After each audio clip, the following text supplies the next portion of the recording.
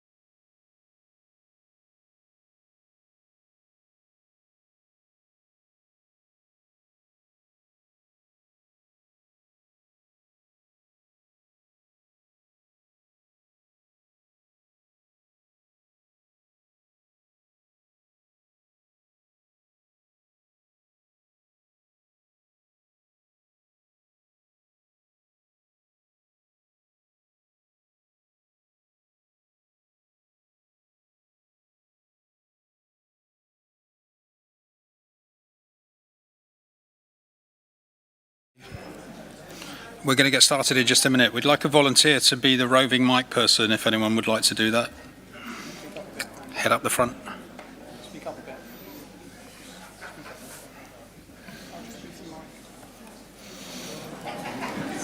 Well, I'll nominate Nick. He's not listening. Maybe Thursday, he's still not listening.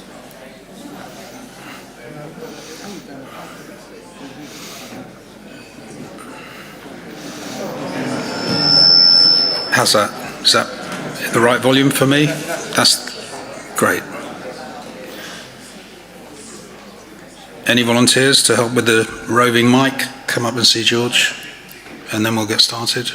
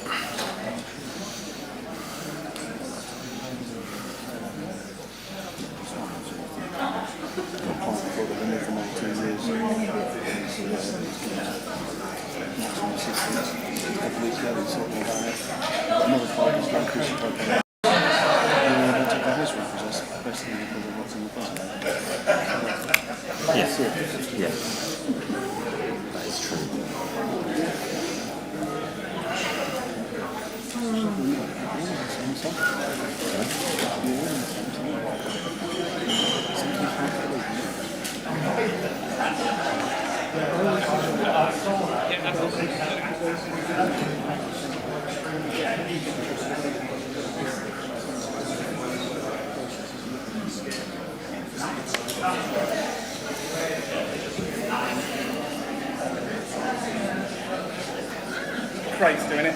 Great, thanks, Craig.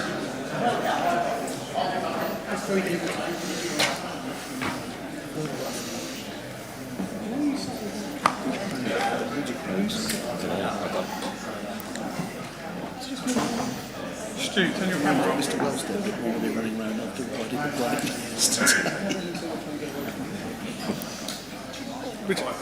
Whichever one you're doing, you've joined this meeting through.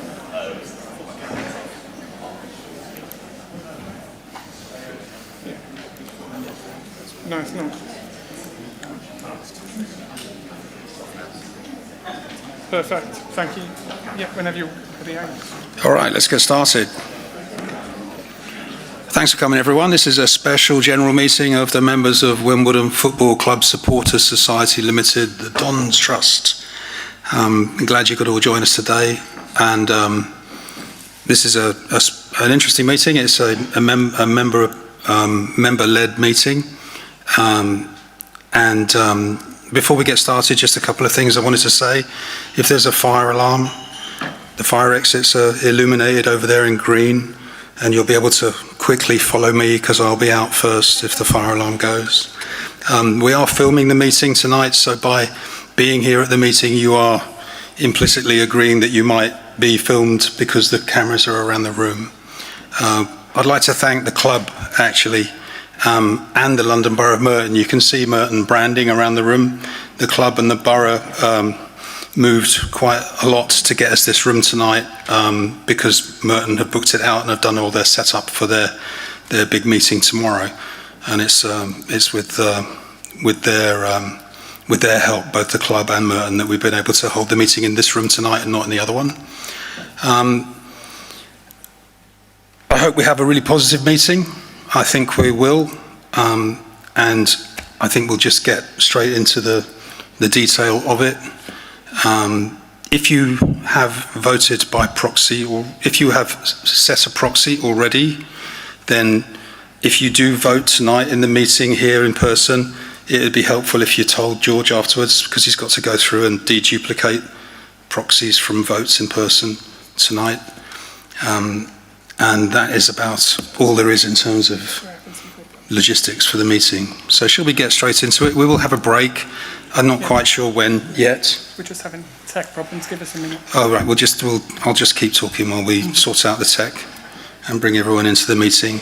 Our secretary, Andrea, is joining us on that screen over there remotely, and she'll be able to communicate and present everything that she needs to be able to do from there. We're conducting the meeting here in person and on Zoom, and I think I've said all the things I need to say before we get before we get going? What would be nice, Angus, is an introduction from each person on the top table. An introduction? Each person on the top table. That's a nice idea. Yeah, sure. That's a great idea. I'm Angus Fox. I'm the chair of the Dons Trust. Perhaps we can go down the row and you could all just say hello and who you are.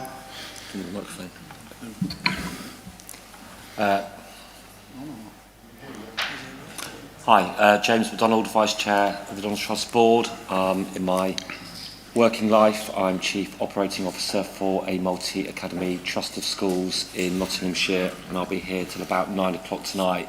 And I've got to get the last train back to Nottingham, but hopefully I will be present for most of the meeting. Graham Price. I sit on the Dons Trust Board. More volume on that mic, please. I can shout louder rather than use the microphone. So I'm Graham Price. I sit on the Dons Trust Board and I represent the Dons Trust on the PLC. I sit on the Finance Committee, and as you'll see from the website, those who've seen it, I've got the perfect face for radio. That's about it, really. It's actually working. Is it on? It appears to be. It's Not working. No, it's not working. Is it? Yes, it is. There is. Blimey, nearly blew me. Right. I'm Kevin Rye. I'm also obviously on the Dons Trust Board. I also happen to have a job in football and also teach at UCFB up at Wembley, teach football business and media. I was on the WISA committee with some of these people out here, I notice, some years ago. It's nice to see you all. It's like a little reunion over there. I'll have to come over a bit later. £5? Oh, crikey. Never mind. Anyway, yeah, so that's me. Thank you. Hi, I'm James Longhurst. I was co-opted onto the Dons Trust Board back in March. In my background, I'm a journalist and help organisations create content, and I've tried to do the same here. And yeah, that's what I've really been focused on, is trying to push our communications a little bit more. They can always be better, but I've tried to help. I'm Richard Shepherd. I've been on the board for coming up to 2 years now.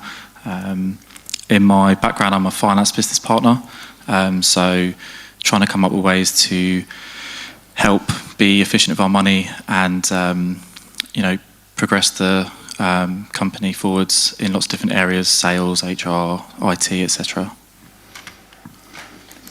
I'm Hannah Kitcher. I was on the board for 2 terms, so 4 years previously, had a break and I'm back. In my day job, I work for a ports company in marketing and communications.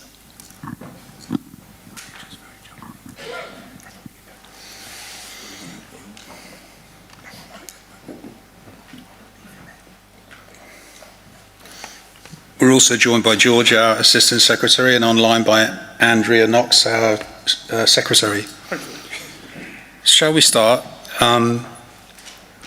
Resolution 1 has been proposed by a group of people. Should be coming up on the... Stu? Yes. Red one?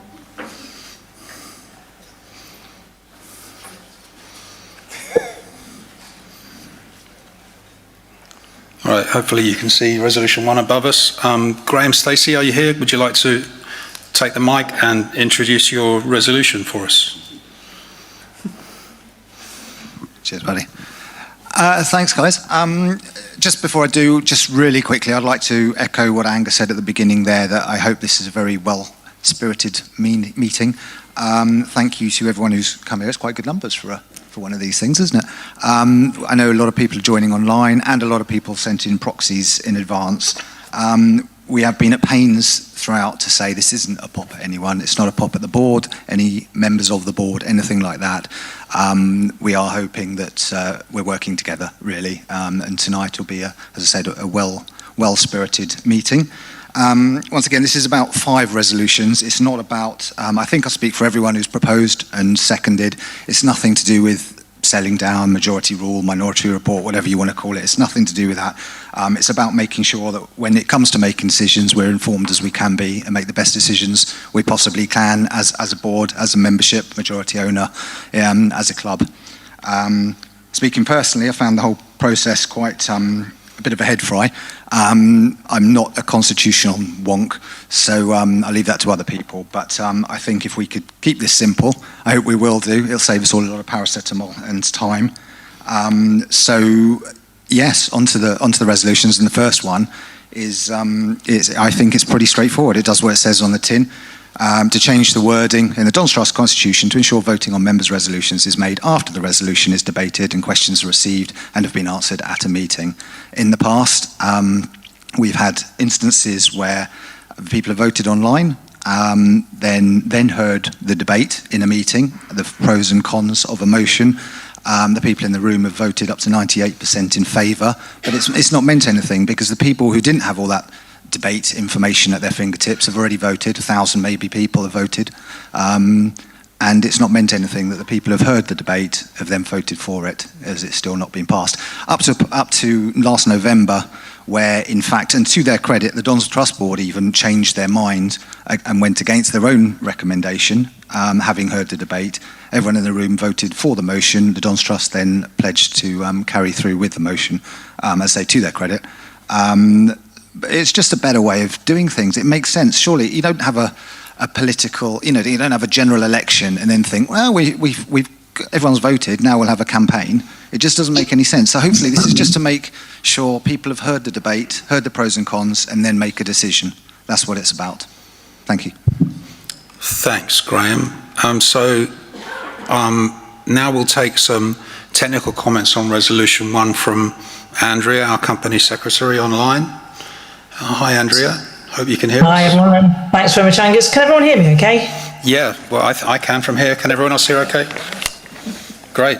I'll proceed as if everyone can. Firstly, I'd very much like to give my thanks to George, the Assistant Secretary, who's just been phenomenal in helping organise everything to do with the proxy appointments, the meeting and tech. Thank you very much, George. You've been fantastic. In terms of my role here, I'm actually a commercial lawyer by trade. So I sort of have a look at this, not with a view to saying anything's recommended or not recommended by me. My role today is just to make sure if something is suggested, I need to make sure it fits alongside the Constitution and sort of generally runs alongside the applicable company law. So my comments that I'm going to make are just going to be technical comments. So the first comment to make is I absolutely 1000% agree with Graham's comment that voting should only take place after the resolution has been debated and heard. So that bit is completely accepted. What I think has happened historically is there's been some confusion when the meeting notice goes out and members are invited to, they're told the resolutions and they're told, would you like to appoint a proxy for the meeting?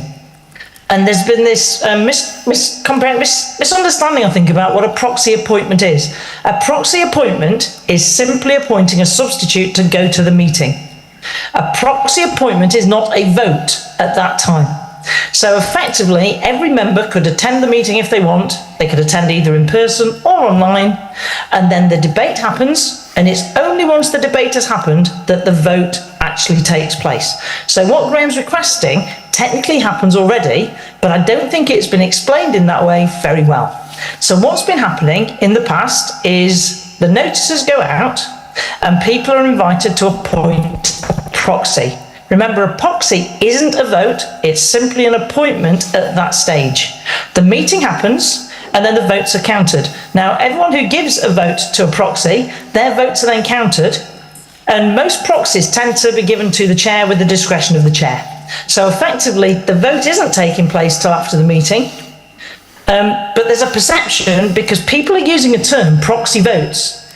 The proxy vote takes place at the same time as the member vote, but I think there's a perception that when the proxy's appointed in the meeting notice papers, they're actually voting at that time, and they're not. So effectively, my technical comments are completely agree with Graham, but I think that's how it's already taking place, and it's perhaps there's a bit of a misapprehension about how it's happening. The voting will not take place until after any resolution is heard.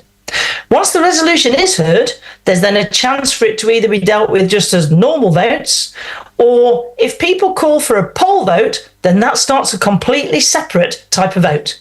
So if a poll is called, then any proxies that have been appointed and any members at the meeting, that vote goes out of the window and a fresh vote starts by a poll. Every member gets one vote. So I don't know if that sort of helps give a technical background. My comments on Graham's resolution are absolutely, I agree with him. I think that's what's already happening. So I'll hand back to the floor to you, Angus, if anyone from the board or anyone in the room or online wishes to make a comment. We've also, by the way, we're very lucky to have the FCA on the call as well. They're the membership body that we're a part of. If at any time Nick Cave or Richard Irving want to sort of make any comments about, from the FSA want to make any comments, about the technical side, please feel free to chip in. That would be very much appreciated, because the type of law involved is very specific. Sorry, was someone saying something now? No, carry on. FSA. FSA, sorry. Corrected myself, sorry. It's such a specific type of law. We're really lucky as an organisation to have their input, because the extra types of law are slightly different from the main corporate law, which I'm used to. And they've been incredibly helpful to myself and George and to the board in helping us understand the position and how any changes we make then come into effect because of the applicable law to our type of organisation. So I'll hand back to you now, Angus, for any other comments. Thanks, Andrea. So I'd just like to say in summary, we discussed this at our board meeting, and whilst we think there's a lot of merit in a lot of what you're suggesting, Graham, and we accept some of the spirit of it, absolutely, it shouldn't be for everything. It shouldn't be for run-of-the-mill things like accepting the minutes or appointing our auditors, stuff that stops us getting business done. And we must protect this ability to have proxies ahead of the meeting because of people who are not able to attend meetings but wish to exercise their democratic rights as members. Perhaps they live in a different country or are unable to attend for other logistical reasons. And then the last thing about this one is at our last board meeting we agreed that Andrea and George would lead a rewrite effort on our constitution, which we all know is woefully out of date. I've only been on the board since last September, and I've only been chair for a little while, and so I don't really understand the full background to this, but it seems to me like we should have done this years ago, but that's not where we are. We are where we are, and I make it my commitment to you that I will leave this board in a better place than I started with it, and I will leave it with a constitution that's working and effective and modern, and I'll make that my mission to do that. Any other comments from people on the board, and then I'll come to people in the room? No? Graham, would you like to come back? Thank you. Yeah, thanks, Andrea. She's gone. I think you've mentioned a lot of technicalities there, and I was hoping we could keep this really simple. But in this current meeting, for example, the proxies, you could mark them for or against before the meeting, and that's kind of the whole point. People haven't been here, haven't heard me witter on, bless them, because that's probably a good thing for them. But they won't have heard any of this back and forth, and they voted for or against by proxy beforehand. So that's kind of the point. There was also a meeting in November 23 where I think about 1,000 people, April 23, sorry, where I think about 1,000 people, great numbers, but had voted in advance. So it does happen, it has happened. Whether that was a mistake or not, I don't know, but it happened. Then we've talked about the proxies again. Can they not just open after the debate? Why do they have to open 28 days in advance, etc., etc.? Yeah, and I think to applaud Angus there, it's I think the constitution does need update, and it's great that it's being done. It was based on something like the 2001 Sewage Works Utility Constitution. We needed one at short notice, and it was borrowed, I believe. Is it?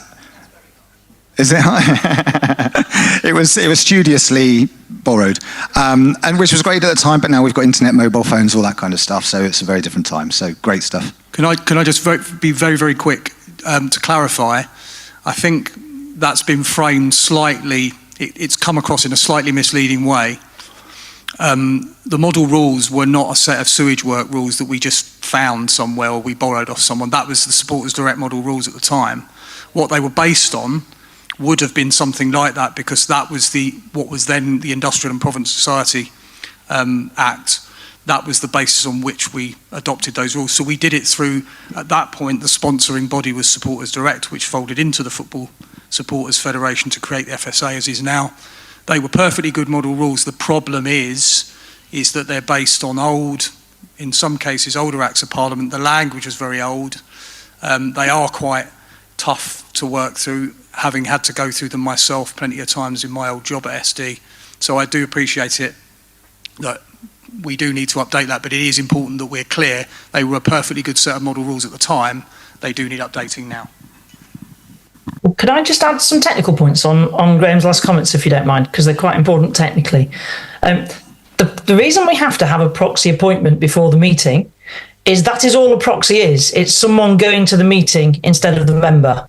So you cannot appoint a proxy after the meeting, because the whole point of the proxy is to go to the meeting. So that literally they are going instead of you, as like a substitute, to use, I guess, footballing terms. So that's why proxy has to be before the meeting. We don't do a proxy vote as such before the meeting, because that's not possible. The vote takes place after the debate. But what you can do with a proxy is you can give a direction to your proxy. So you can tell the proxy, whatever is said, I don't care, I feel so strongly about this issue, I want you to vote yes, or I want you to vote no. And you'll see in the column that we did with the voting direction option for the proxies, there was a third column which is at my proxy's discretion. So that's where you say, go and listen to the meeting, see what's said, and then you decide which way you think I should vote once you've heard all the arguments. What we can't do is influence people's right to say they definitely want to vote in one way, and that they can't come. Because if someone can't come, a member has a right to appoint a substitute, and they have the right to direct the substitute to vote whichever way that member wants, because it is ultimately the member's vote. So I can see how it gets perceived as the voting is happening first, but the voting is not happening first. All that's happening first is a proxy appointment, and secondly, you have the option to direct your proxy how to vote. Bear in mind as well, you don't have to appoint the chair as the proxy, you can appoint anyone you want to come to the meeting and listen on your behalf. So I certainly don't wish to sound in any way contentious about that. I really see where that comment is coming from, because I keep getting asked these questions by quite a few members, because there is this misapprehension that a proxy appointment is a proxy vote, which it is not. They're separate in time. So I hope that perhaps clarifies why a proxy appointment cannot be after the meeting. Thanks, Andrea. Can we take a question at the front here from this table here? If you wouldn't mind, if you're going to ask a question, just saying your name first, that would be helpful.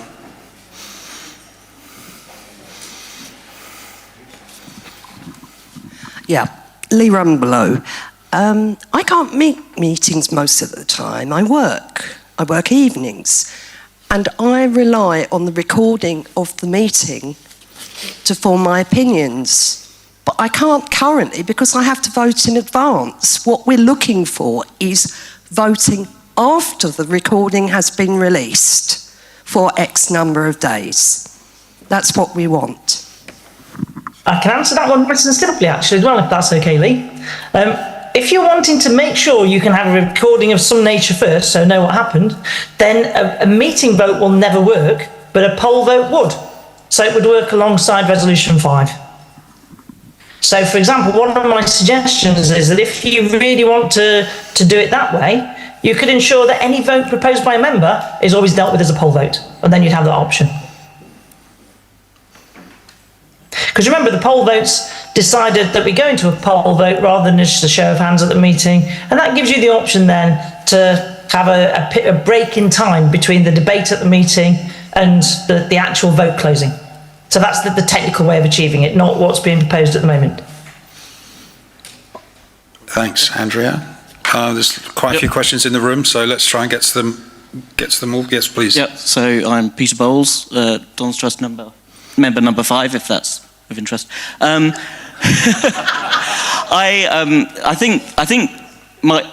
guess it's a technical question. Is there a reason why the appointment of your proxy needs to be linked kind of in time to directing them how to vote?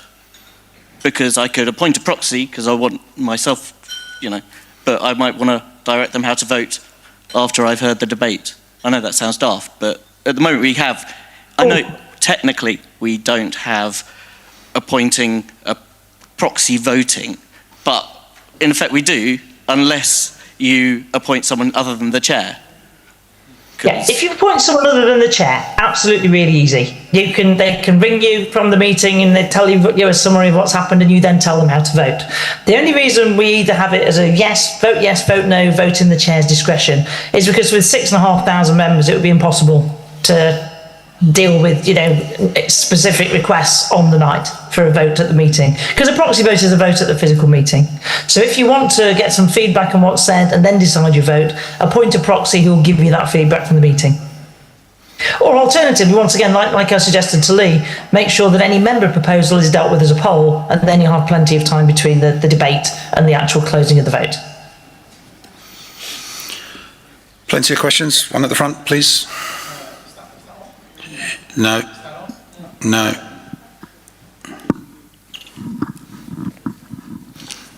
Is that on? It is. Yeah, great. I think so. Charles Williams. I think there's a couple of ways to look at this. One is the technical, legal way, on which front everything Andrea says is right, and we accept that. But then there's what happens in practice. And what happens in practice is people receive a link that allows them to vote in advance. You can ask anyone in the room whether they feel they have voted in advance. I've seen people talking today and saying they've already voted for these resolutions, but they haven't. So you have to look at, if the effect is we don't think people should be voting in advance, and it sounds like the board accept that that is the case, and we don't think people should be voting before debates have been heard and had at meetings. In practice, because of the changes in technology and how people, interact with organizations online since the Constitution was put in place, that is in effect what we have, and that is what we're trying to change. So Andrea's right, switching to a poll system would be one way to achieve that. We've left, I think, quite a lot of constructive space in the resolution that allows the board to select the way they want to do that. It allows a period of 20 days for voting afterwards, to allow people to receive papers, discuss them, see the debate online, dial into the meeting, then cast their vote. And the reason why that is important is because, and this is incidentally why Graham's point at the start, which is that this is not a pop at individual board members, the current board we have, anything like that, because this can come across in that way, is that process is 100% reliant on the information provided in the papers by the board. Okay? So in a situation where that information is not accurate, not full, not complete, there is no opportunity for the membership as a whole to unpick that, to question that, to seek explanations, to seek clarifications, because what happens is we can do all of that, we can come to this meeting, but sitting here now, we know the chair has a number of proxy votes sitting there, we don't know what the number is, all of these motions may have been passed or lost already. And that can't be healthy for what the point of having any meetings is. And I'm sorry to Kev, because I'm going to steal a Kevin Rye line.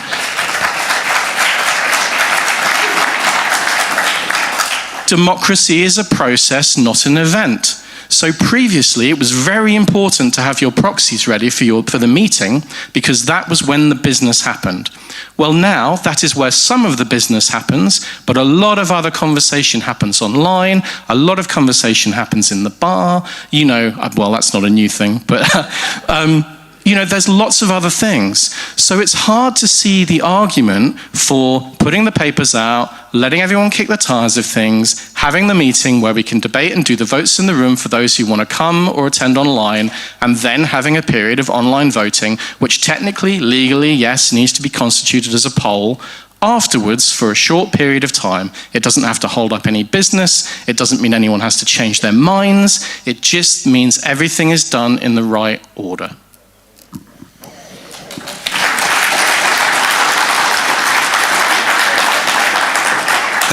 Thank you for that contribution. There's more questions. Can we try Tim Hillier at the back's got his hand up, I think. And then we'll work our way forward. Lots of people want to get in and we'll make sure you all speak.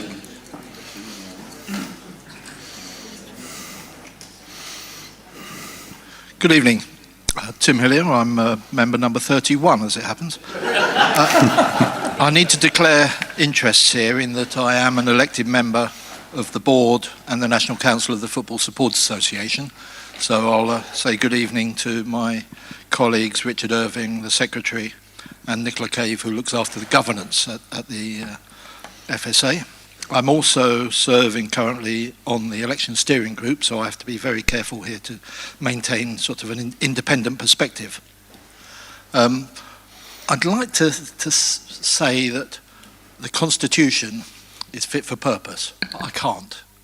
And we don't have any standing orders for meetings, so it is entirely in the hands of the chair as to the conduct of meetings.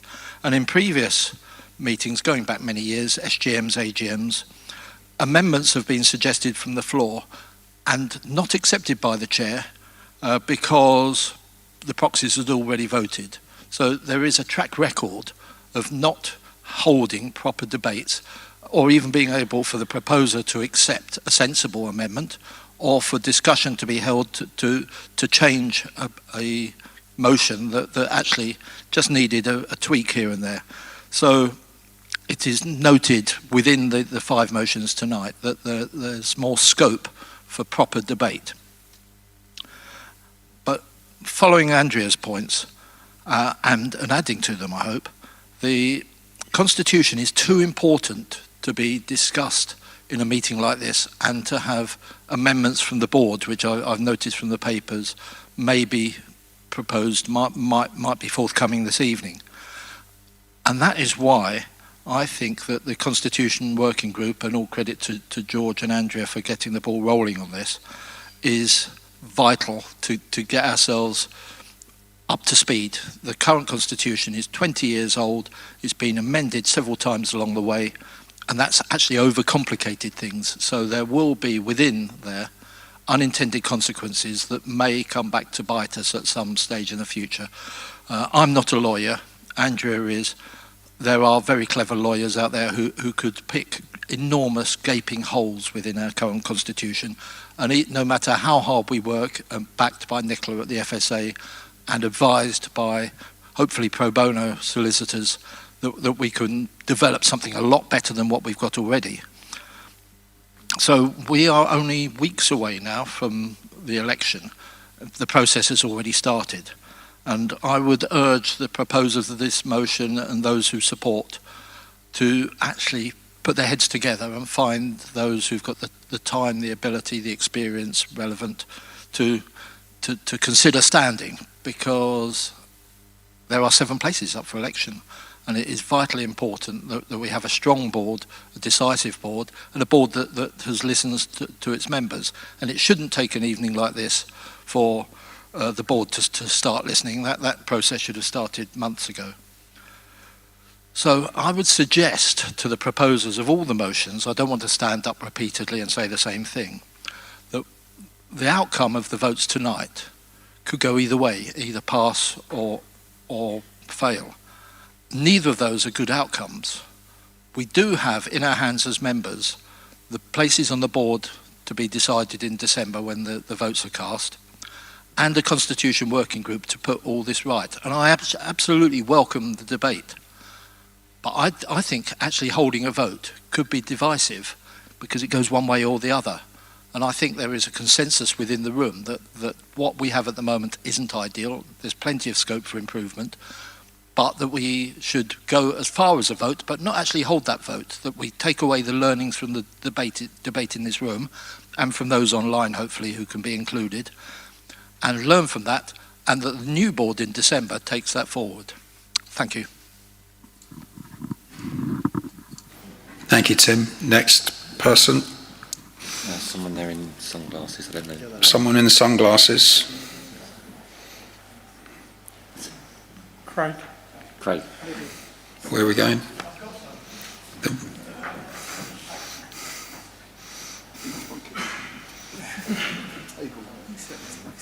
Thank you.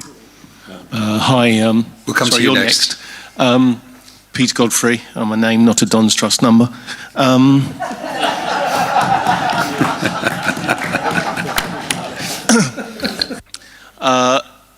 I sort of... Andrea said something about having a poll afterwards. I wondered whether... And I've been alienated and disillusioned by and not come to a lot of these meetings recently. And if you can alienate and keep me away from these, and I'm a sad old guy, then you've got a problem. It seems like a lot of the votes in the past, like someone touched on earlier, the proxies already got it in the room, outside the room, and the board know exactly what's going on. So it's a bit pointless debating and chatting about these things. Surely there's a possibility that we have a cooling off period, or I don't know, 30 days or whatever, after the votes are done and the debates are done, etc. at a meeting, and then people who've given their proxies can either remove them or validate them. Surely that would be better and gives everyone a chance to hear all the arguments, particularly in the room. I don't know if that's constitutionally able to be done. I don't know if Andrea can comment on that.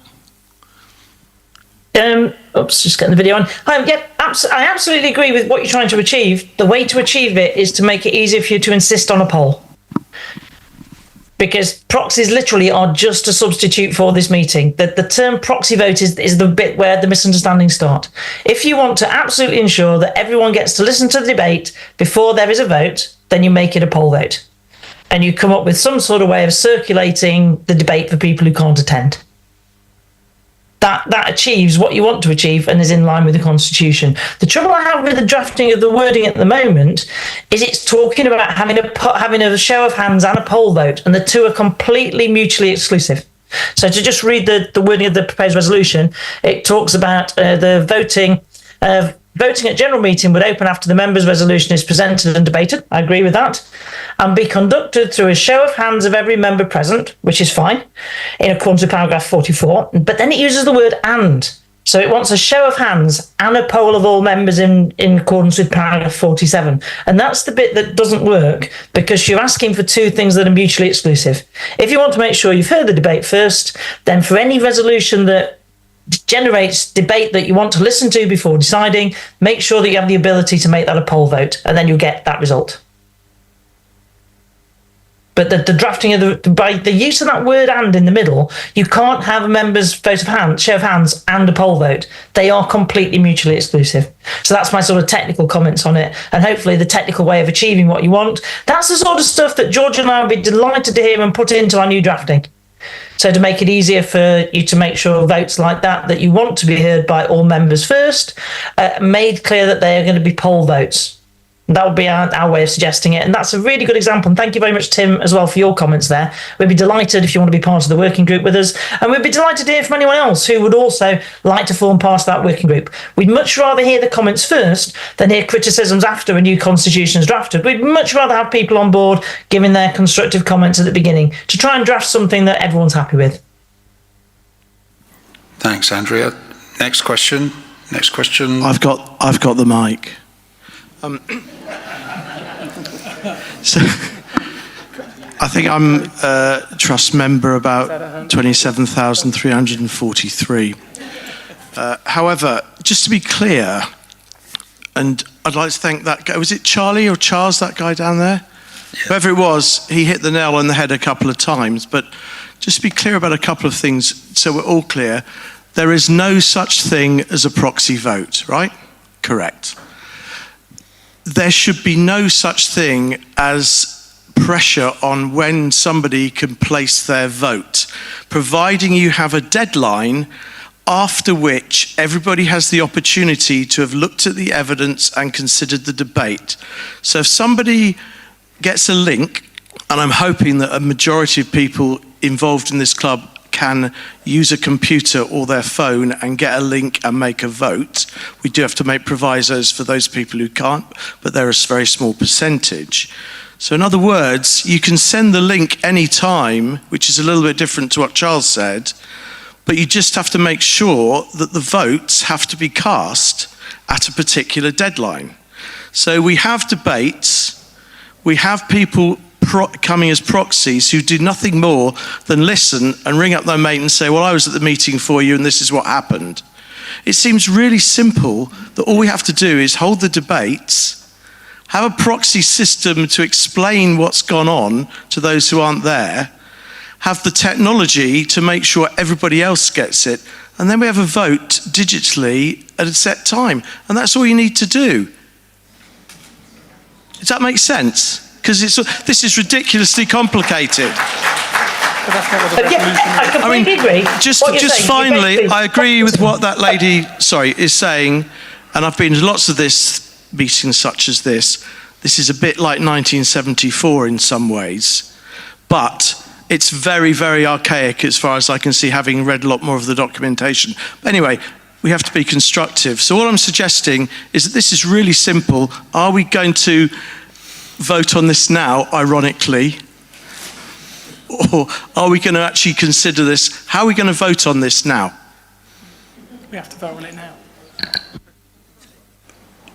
Yeah, we are. We are going to vote on it tonight. And this is the last time we're going to do it like that, is that right? It depends. Depends on the result of the vote. But surely part of this resolution should say that, because that's what your legal expert is saying. It's not our resolution. Sorry, yes. I'm sorry, I was going to speak later. I'm Philip Nathan. I think I'm in the top 2,000, but I'm not sure. I just find this astonishing. How do you ensure that something is subject to a poll vote? Andrea hasn't explained that. Ultimately, you guys as a board knew what these resolutions were. You said on 1, 2, 4 and 5 that you had sympathy, but you were going to propose amended wording. I emailed Andrea on Friday explaining that I originally was going to come here. I came because Peter took me to my first Dons game in 1978, but I was going to come here and say that I thought Peter had got it all wrong. And I said that in multiple texts to him. As this process has gone along, I become more and more inclined to agree with the rebels. Or whatever one wants to call them. I wouldn't characterize you're them as not rebels. addressing this properly. You said 3 weeks ago you would respond with alternative wordings. Instead of then doing that, as I said in my email to Andrea, that thus far, I appreciate she's busy, has been unanswered. I said, this is ridiculous. I've had 3 emails since then asking for my proxy. And of course, the proxy goes to the chair generally, and that deals with it. What I haven't had is anything from you guys. Why didn't we get something from you guys to say, well, actually, you're debating the wrong thing. It should be that you're asking for a poll vote. I don't know what Resolution 5 says. I haven't looked at the Constitution. But basically, every vote should be like that, which is what Simon has just said. People find out what the vote's about, and then they make a vote. And in this day and age, it's not fucking rocket science, is it? And I was going to talk later, but I wanted to... I've got to put this in because I felt very proud of myself.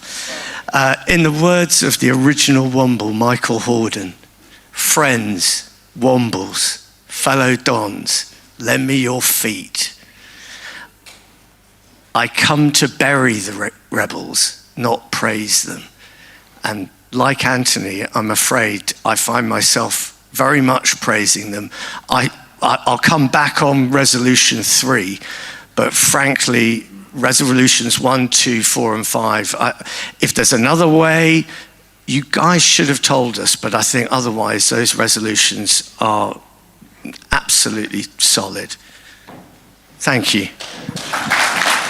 I probably ought to step in on behalf of the board. Andrea's coming back. Andrea? I ought to just come back to explain that the delay getting the comments out was me, because I'm really sorry, I'm a volunteer and I'm desperately busy at work and away. So I did them as quickly as I could, but I wanted some board feedback first. I did offer a few weeks ago to just do the redraft, and that offer wasn't taken up. And because it's not our resolutions, it's member resolutions, it's not for me to insist on redrafting. But I did genuinely say, would you like me just to do you a technical redraft to avoid that sort of issue? I'm not trying to make any points on that other than it's not the board, it's me. Because they had to be, the comments had to be technically right, which means you have to read it alongside the Constitution. Wanted to bounce a few points off Nicola and Richard from the FSA. It's not a 2-minute job. The solutions we're suggesting, we're really happy to draft properly in a way that we think works technically, that the FSA give us feedback that they think work technically.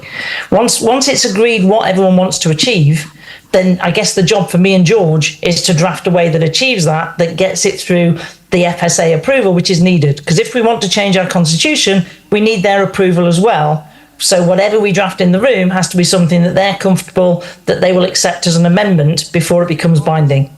So there are sort of a number of technical hurdles we have to get over, and I'd be delighted to hear tonight what we're trying to achieve. What I think we're trying to achieve is that any vote that you want of any technical nature, anything where there may be very strong feelings for and against, anything at all like that should be dealt with after the debate. Really simple votes, I don't want to have to do a poll for, like, do we approve the last minutes? Little simple things, because it creates quite a lot of work for me and George and gets in the way of the administration. But anything technical, anything important, absolutely, the way to achieve what everyone seems to be wanting is to insist that's a poll vote. And we'd make technical amendments to the Constitution to make it easier to get the poll vote through.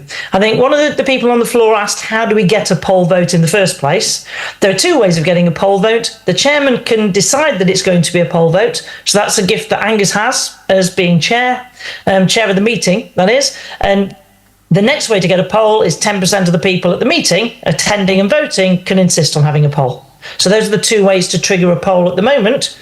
That's something that can be looked at as part of the constitutional review in how should we be able to trigger a poll. For example, if a member proposes a resolution, as these 5 resolutions are member drafted, it should be possible that they specify that it has to be dealt with by poll, and then you can always guarantee it's dealt with in that way. So those would be the technical ways George and I would suggest that we can achieve what you're looking to achieve without creating an administrative nightmare for every single thing to have to go through a poll when it's really not needed. It would give you the option to specify the things you want to be dealt with in that way, and then everyone's clear. So I hope that sort of helps from a technical background. And the delay in getting the comments, 100% me and not to do with the board.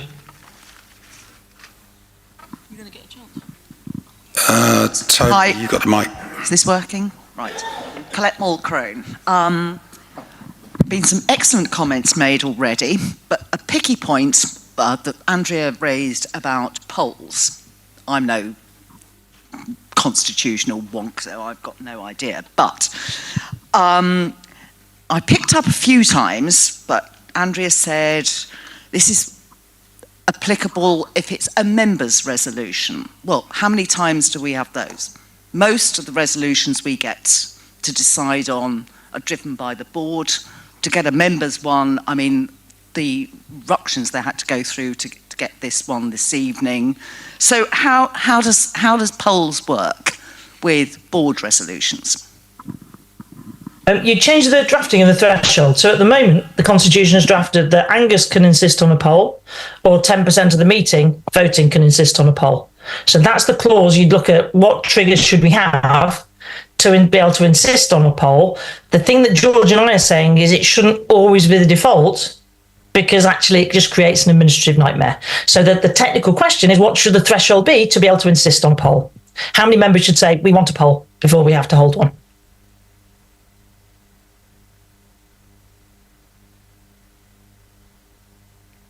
Can you just define how we're going to conduct a poll? There's a process, isn't there, for conducting the poll? There is, but there's loads of IT changes, things that can really make things easier. I think George would probably be, in many ways, the best person to answer that, because he's far more IT savvy than me and understands the current abilities of our systems. But once again, that can very much form part of the constitutional review, because I'm keen that the Constitution, when we redraft it, works alongside what we can do practically, and that we don't create any things for ourselves which create disproportionate cost or are very difficult to do. So there is an element of what would work practically in that and what feedback people would want for what they'd like us to do. I don't know if you want to add anything to that, George, from your better knowledge of how we do things at the moment. So did you want to know how do you call a poll or how we would actually conduct a poll?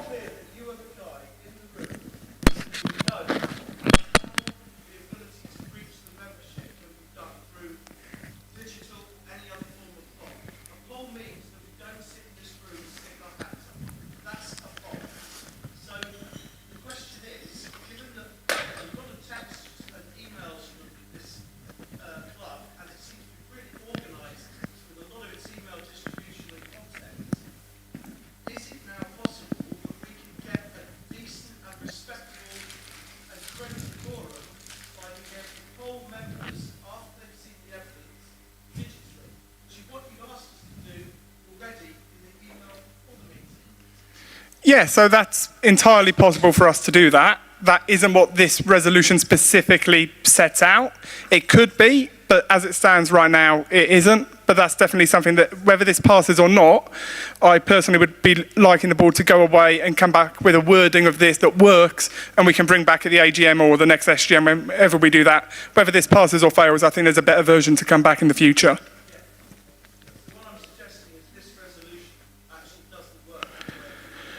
I don't think it does. That's a personal opinion. I think there's if it does work, there's a way it could be worked even easier and even better. So whether it passes or fails, I'd like a better version to come back in the future. Yeah, so it's a fair comment.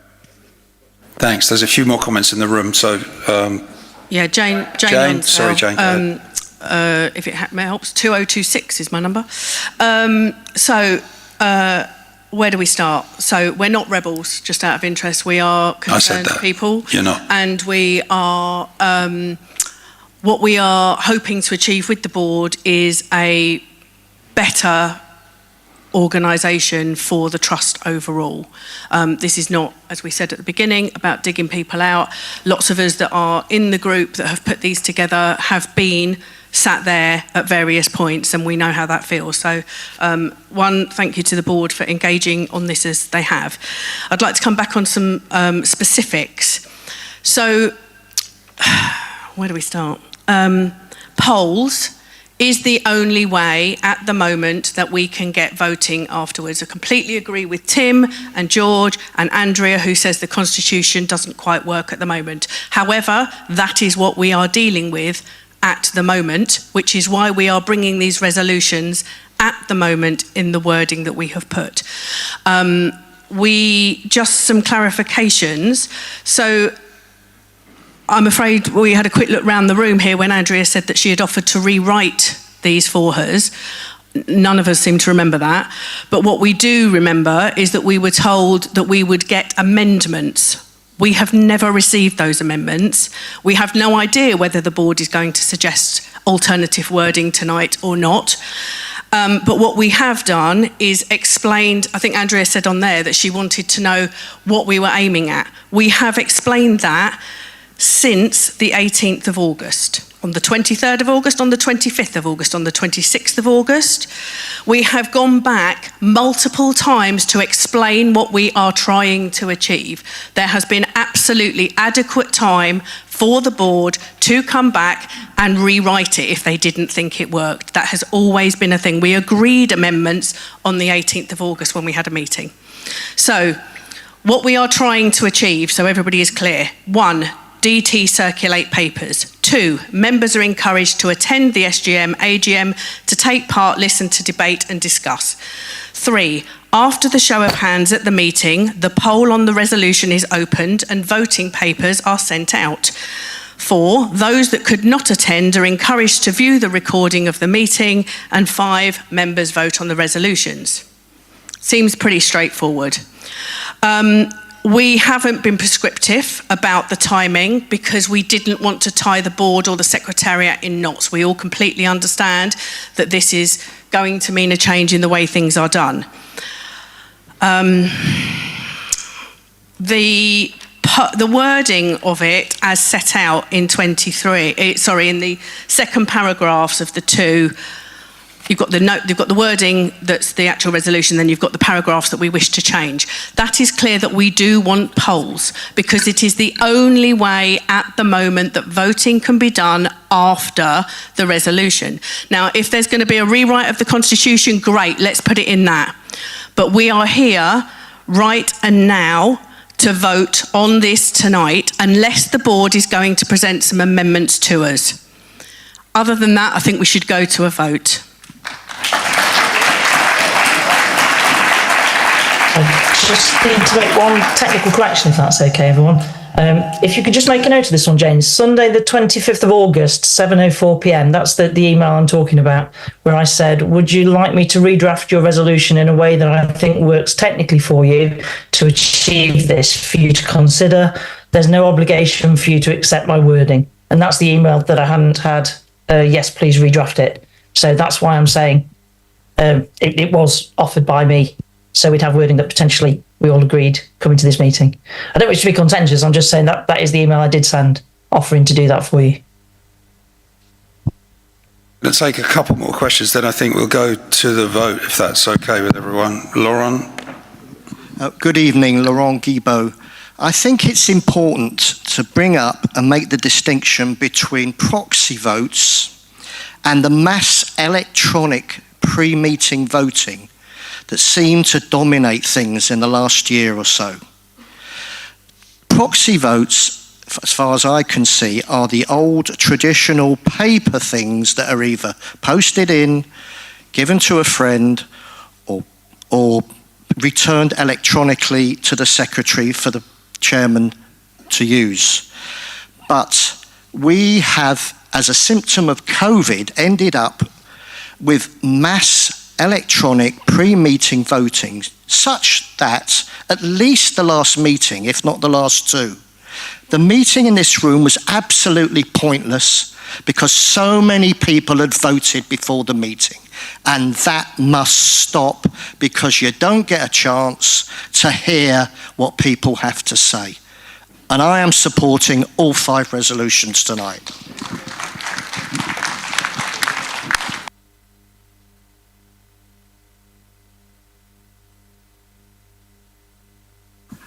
Thank you. Colin McAndrew, I've sat here listening for the last 45 minutes on this, 45 minutes on one amendment or one motion. Now, okay, it's good debate. I mean, it's important we have that. But I do have some sympathy with the board and also the members putting forward this proposal. I have some background in governance in other organisations, other NGOs. Unfortunately, I'm not in a position to stand for the board. I just haven't got the time to do that. I think, as far as having a call for a vote on this motion as it currently stands, I just don't think we're in a position to do that. I have a lot of sympathy with the gentleman at the back who earlier said that there's, but if there's one thing we all agree on, is that the current system is broken. We don't have standing orders. Now, I don't want to go into the technicalities of what standing orders are. I don't think it's the right time. But if we had them, we wouldn't be in this mess. And I think the fact that we haven't had amendments, that would all be sorted by the standing orders. So I think it's probably about time we actually just, called it out and said, we need to have that discussion on the Constitution and the standing orders to get round this issue. And until that's done, I don't think I can vote for this either way for this motion. Thank you. I agree with that, really, to be honest with you. I think we should, and that's one of the reasons why we said we wanted the Secretariat to take away an overhaul of the Constitution and all the things around it. There's just one or two more questions at the back. Jen, where? Gotcha. Hello, good evening, everyone. My name is Matteo Seixas. It's my first meeting here. I'm really would like to say some things that after some discussion, and it takes very long. I don't want to prolong too much, but some very interesting things that I'm noting. So I'm really concerned in a way. I don't want to create a further debate, but it was very clear in the email. That's why I'm saying it was very clear in the email that I'm reading. The board agreed to clarifying the wording of the Constitution to make things clear, and there are drafting amendments to be proposed at the meeting. I was not part of any group here. I came here for the first time. I don't know anyone at this table. I'm knowing here for the first time everyone. I was discussing with Michelle on Friday, and I met her on Saturday on a match. So I'm literally getting to know. I was expecting to receive this, And I'm quite surprised, that's the best word I can use, if the board has not proposed that amendment, because otherwise, what's the point to tell the members that you are proposing amendments, and when we come to debate the resolution, the board say, oh, the way that was written cannot be done because it's not legal, or you have one or you have another, and you don't propose an amendment.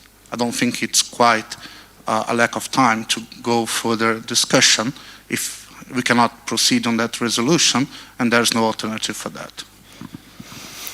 Thank you, and welcome, by the way. Thanks for coming. Will you be back? Tim, and then we have to vote. Tim, and then we have to carry on. Right, but that fellow in the middle has had his hand up a lot as well, so we'll take both of them and then we'll vote. Hello again, Tim Hillier. Just 2 quick points of information. I know we don't have the standing orders, thanks Colin. That's a huge omission and makes the way we conduct these meetings difficult. Firstly, to refer people to what has just been raised by Angel, it's on the Dons Trust website, posted on the 2nd, I think it was, so 2 weeks ago, where resolutions 1, 2 and 5 said that there were going to be drafting amendments to be suggested at the meeting or proposed, and then resolution 4 is what Angel just mentioned. The board will agree a formal policy. So it doesn't feel like we're going to see those tonight, which makes having a vote a bit awkward. The other point of information that Andrea mentioned is saying that the FSA will approve. The FSA advises, the Football Supporters Association advises the regulator for what used to be called Industrial and Provident Societies, and it's now called Registered Societies, and please put me right, Andrea, if I'm not up to speed on this. The regulator is the FCA, hence the confusion, the Finance Conduct Authority. So I'm quite prepared to be corrected if I'm wrong. So clarification, this fellow with his hand up, and then we must carry on. I'm pretty sure Tim's more right than me on this. I think you'll know a lot more about this area law than me, Tim. So I would put my money on you and not me. Good evening, everybody. Matthew Jezard, 4337, first SGM in person or AGM in person. I think we're all broadly in agreement about what needs to change with the Constitution. It's really interesting to hear the board say that they already recognise it needs redrafting. I don't want to get into more of the granular detail tonight, but what really worries me is we seem to have a timeline set out for a really, really important decision in the future of this club. And we seem to be coming into that weeks out saying we've got a constitution that isn't fit for purpose. So if nothing else tonight, I would like some reassurance that we don't go anywhere near tackling that really big debate question until we've got a constitution that's fit for purpose.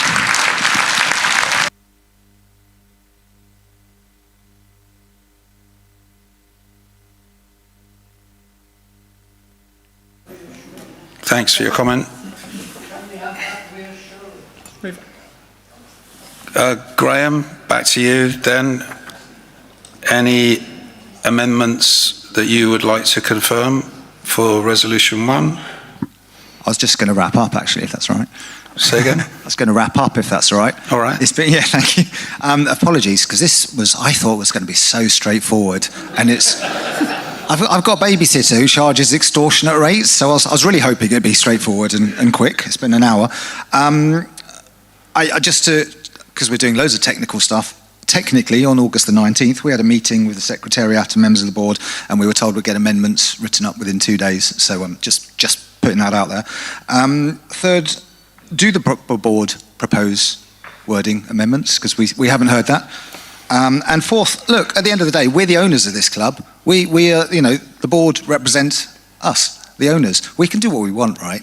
And if we want the Constitution updated to 2024 rather than 1024, then it's got to happen, hasn't it? And absolutely, it's not just for the decision that's coming up, but it's for all big decisions in the future. We've got to get this right, and this is the first step in that. And I think we should go to a vote.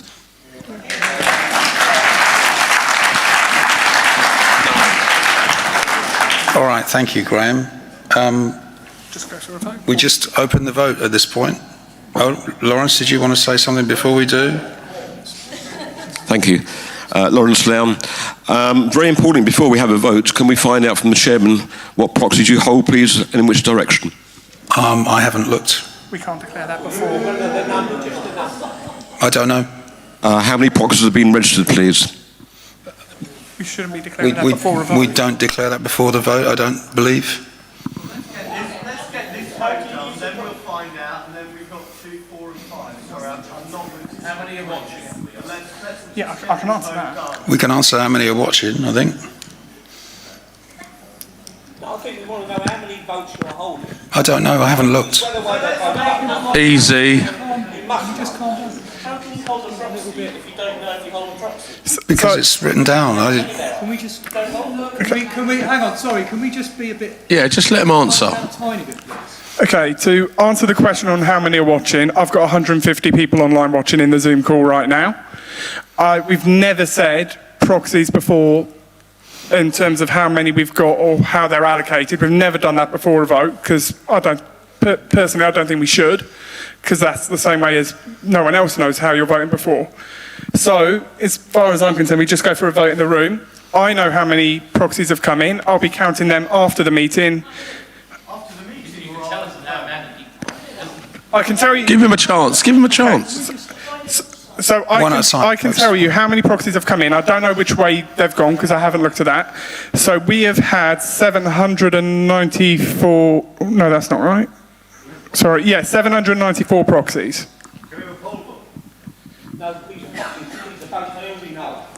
That's a proxy. I don't know which way they've gone. But can we just call for a poll? There's 10% of us in here who want a poll. Why don't we just have a poll?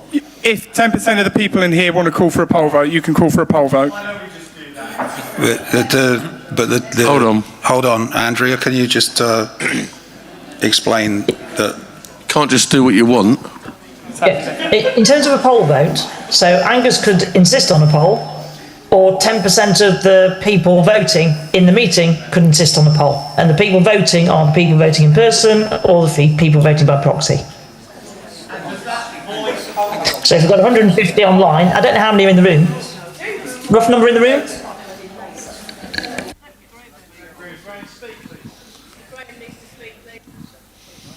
Hold on. No, give them a bit of respect on the table. I know, but don't. At the moment, they're under pressure, aren't they? They're all fat. There's under a bit of pressure.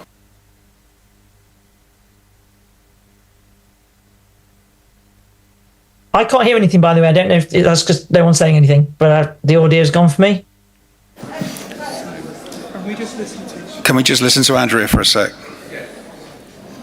Yeah, sure. So Angus can insist on a poll, or 10% of the members attending tonight can vote and they can insist on a poll. When we're looking at the 10%, it's the people in this room plus the people online plus the number of proxies, because remember, a proxy is just a substitute for a member. So you've got 794 proxies, 150 online, so that's about 950, plus I'll have a member in the room. So say, I don't know, I can't see, but say there's 200, divide it by 10, that's your number that have to vote in favour to insist on a poll on this. Jane? If we insist on a poll, if those numbers are hit, then the vote in the room absolutely stops, there's no further purpose, and that goes to a poll. I think I've heard enough of the room. I think I'm happy to call a poll vote on resolution Well, so 1. the issue with the poll vote, hang on, sorry, bear with. The issue with the poll vote is that people who have nominated a proxy have not had the chance to indicate what they would do if a poll vote was called. It is a missing piece of the proxy forms. So you can say that you include the proxy number, but they have not indicated and haven't been given the opportunity to indicate how they would vote in a poll. There's a misunderstanding there. And I think you'll find that the FSA agree that it's a missing part. Sorry, the FSA, I've made the same mistake, Gotcha, but is a missing piece of the proxy form. The other thing with the poll vote is that at the moment, within the Constitution, it goes to 30 days.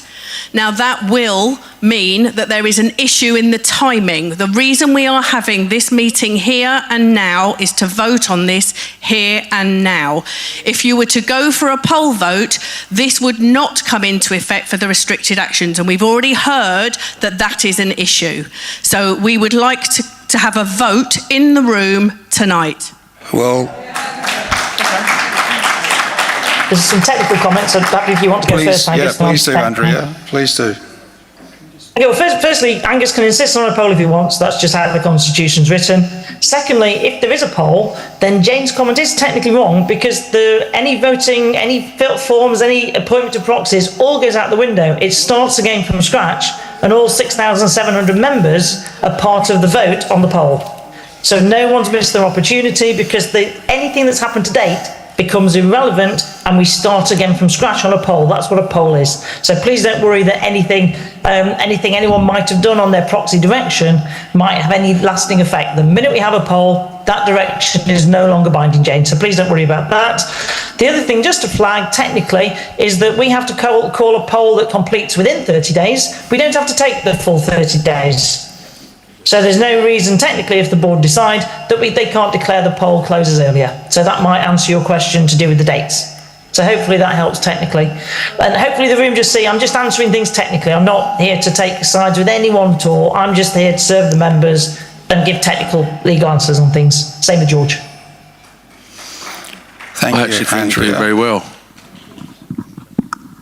Angus, Kerry McQueenie, could we get some reassurance that the resolutions would be passed prior to the next SGM before calling a poll? Yeah, we can. Yeah, I think we can. Yeah, we think we can. Yeah.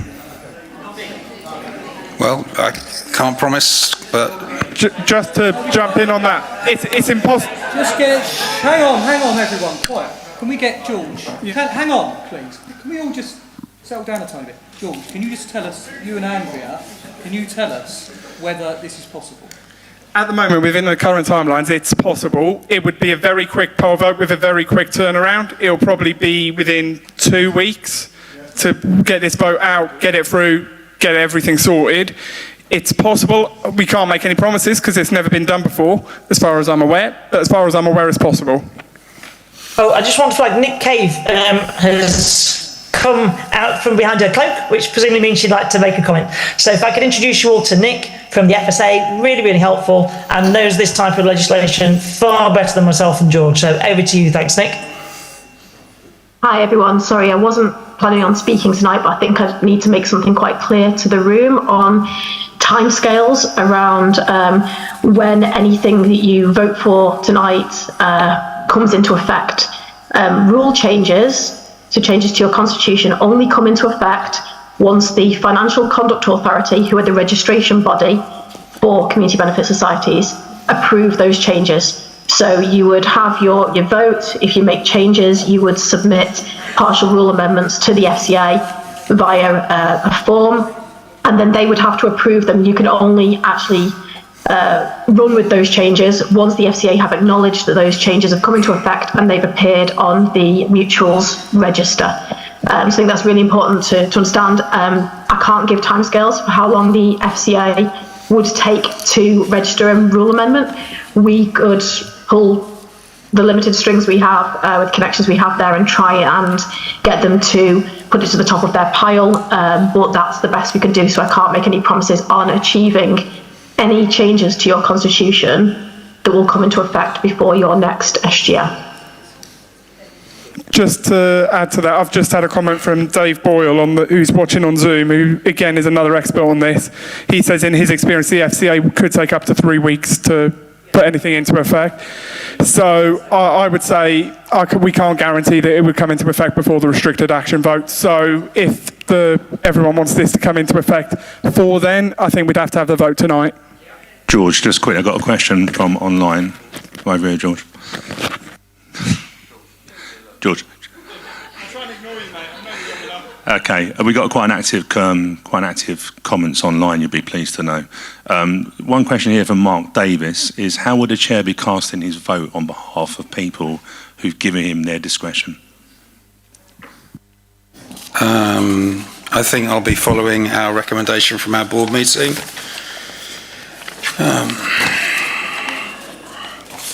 For resolutions 1 and 2, really, because they're kind of similar, with any like resolution 2 won't take as long as resolution 1 has. Because we're doing the constitution rewrite anyway, and because we think that we need to protect some form of proxy or some form of method of dealing with people who can't be online, and because of the other reasons that people have talked about tonight, we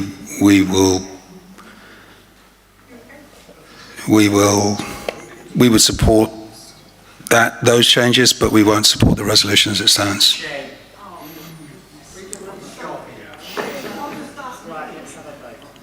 It means we're going to rewrite the constitution.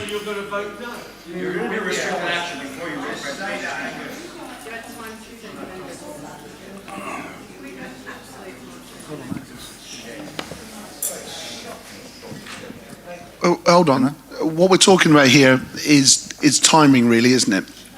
So yeah, correct. So we can look to hold a vote in the manner in which a new constitution would have a vote.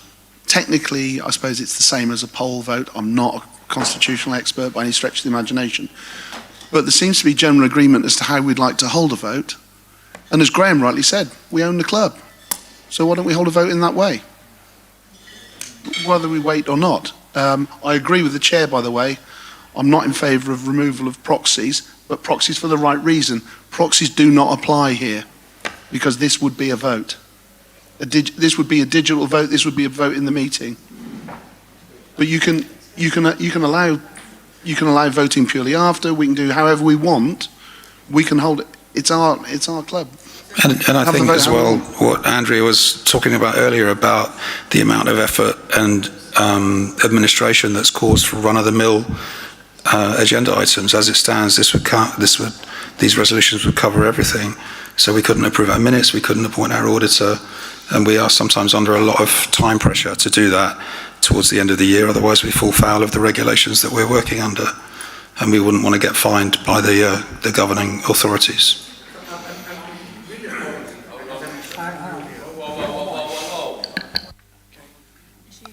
Sorry, is that me? I'm sick of my own voice, so I'm really sorry, but I did ask, and we were told, thank you, the board would be proposing amendments on the night, and I haven't heard them. We made technical suggestions. That's all that we can do. I'm specifically told board proposed amendments wording. So I think that goes back to the email on 25th of August when I offered to redraft it for you. But the amendment you'd want, if you want to amend it, is to insist on a poll for different types of resolution. That's how it's technically. I extend my voice.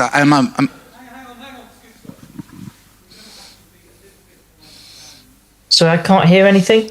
So I'll jump off again. This is a meeting that is clearly, people want to have their say, right? There's a lot of conversation around this issue. I think that's probably reflective of all of the amendments to some extent.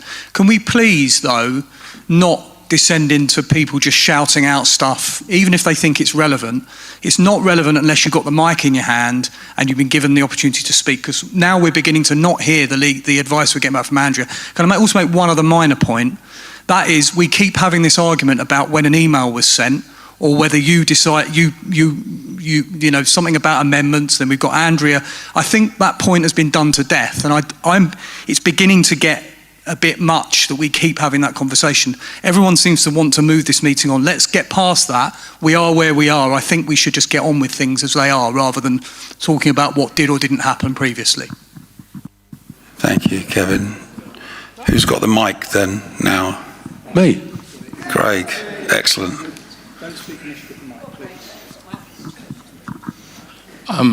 I'd like to ask for another time that we move to a vote now. Go for a vote. Okay, we'll go for a vote now.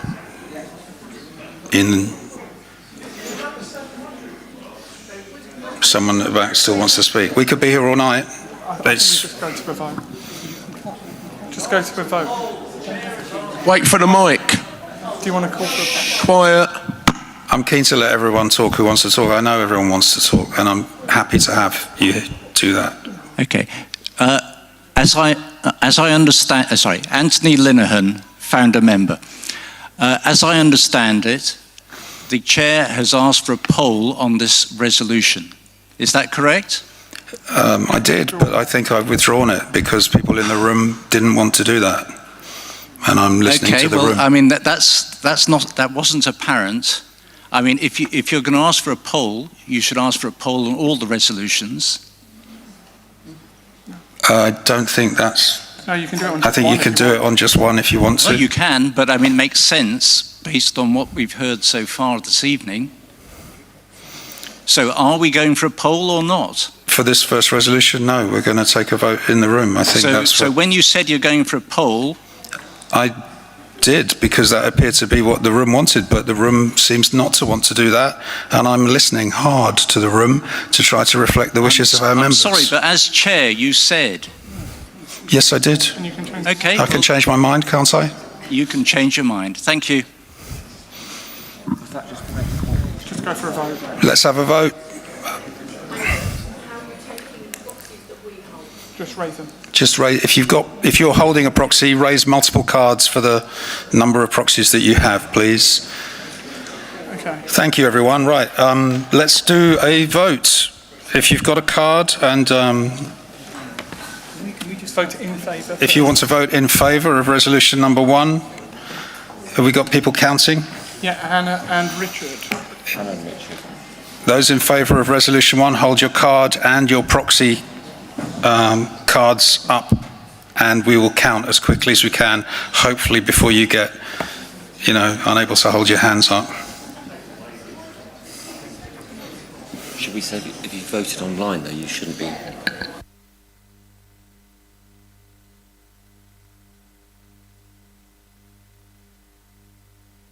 And for those of you in the room, the voting online is open now as well. They still need a 2/3.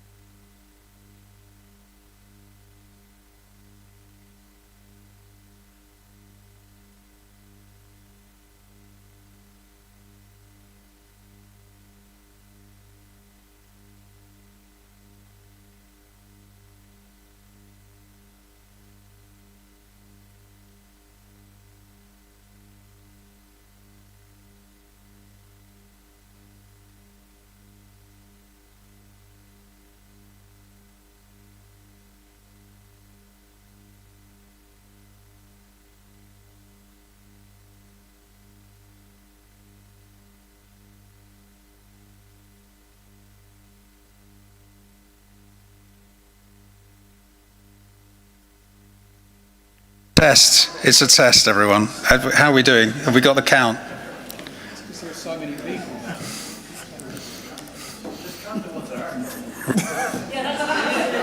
Sorry, everyone. Richard, Hannah, have we got a count? We need less of you.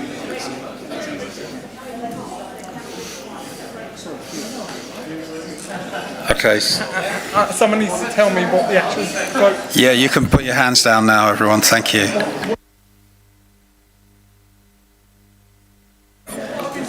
All those against resolution number 1, please.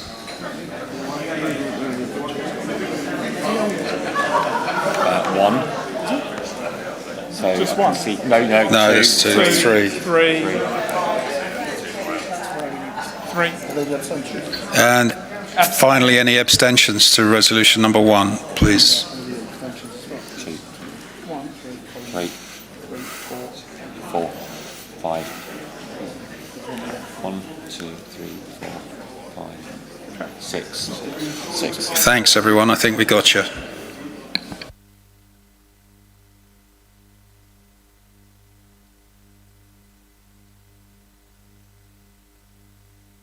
Just allow a few seconds for online to catch us up.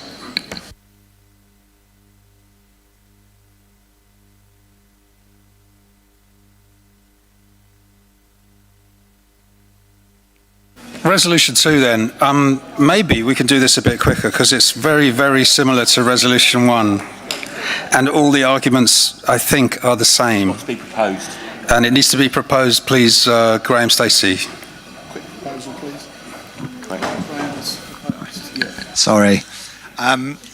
There is a slight proposed amendment to this. I think the board are aware, we supplied it, and the Secretariat are aware, and it's a technical thing. The original wording was this motion directs the board to change the wording. Yep, it's up there, that's handy. And the proposed amendment is to start from to change the wording in the Dons Trust Constitution, because technically that's correct, and these things are so confusing, aren't they? But so it's very much the same as the first one. Hopefully it won't take an hour and 30 minutes.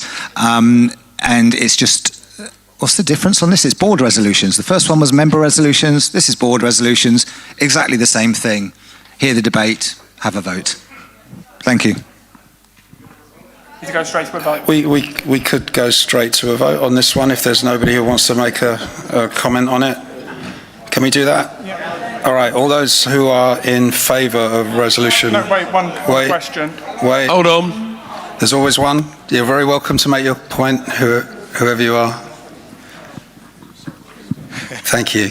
Go. Look, I'm really sorry, but all I want to say is there is a massive vote coming up in October. My feeling was I voted for the Dons Trust Board. I trust them. I'm really sorry. That's how my attitude was 3 weeks ago. The more this goes on, the less trust I've got. You've accepted that the voting process is inadequate and inappropriate, and that the Constitution needs changing. Yet because it's not going to be changed for who knows when, we're going to end up voting on those restricted amendments, or whatever they're called, in October with an outdated and inadequate voting system. Sure, that you're kicking all of this down the line beyond that important vote, and I just don't understand that. I can directly address that if you would like. Please do. For the restricted actions, it will be a poll. There won't be any voting in advance of that first meeting. So I hope that goes a long way to assuage your concerns about proxies, because it won't happen. Call for a vote. That's what Okay, a vote on resolution number 2, please. All those in favour? Counters, please count. Should we just say if you changed your mind? But otherwise we can get... If you changed your mind, hold your hand up, but then otherwise we'll take it as the previous... Well, people might vote differently. Okay, no, I think it's too hard. Fine. Too hard. Trying to make it easy. We'll try and do better when we have... now that we have these great turnouts at these meetings, we'll try and find a better way to do this.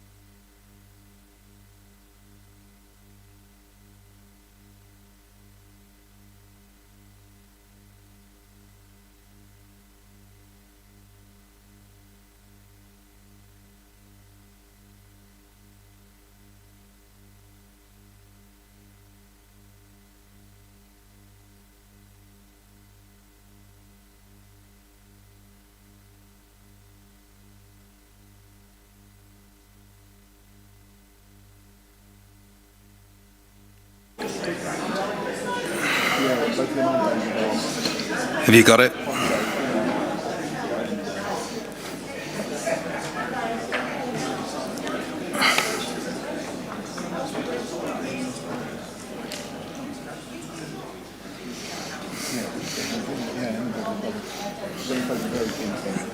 Have you got the number, folks? Okay, all those against? Resolution number 2.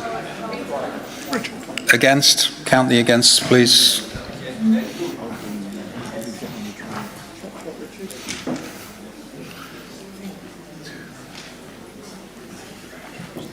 Have we got the count? All those abstaining, please.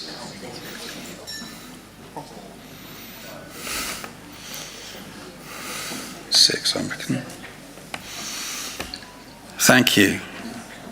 We'll take a 10-minute break, shall we? Because that's been a long couple of resolutions. Carry on? I think we may need to charge some stuff up. I'll just check with the team. Hold on.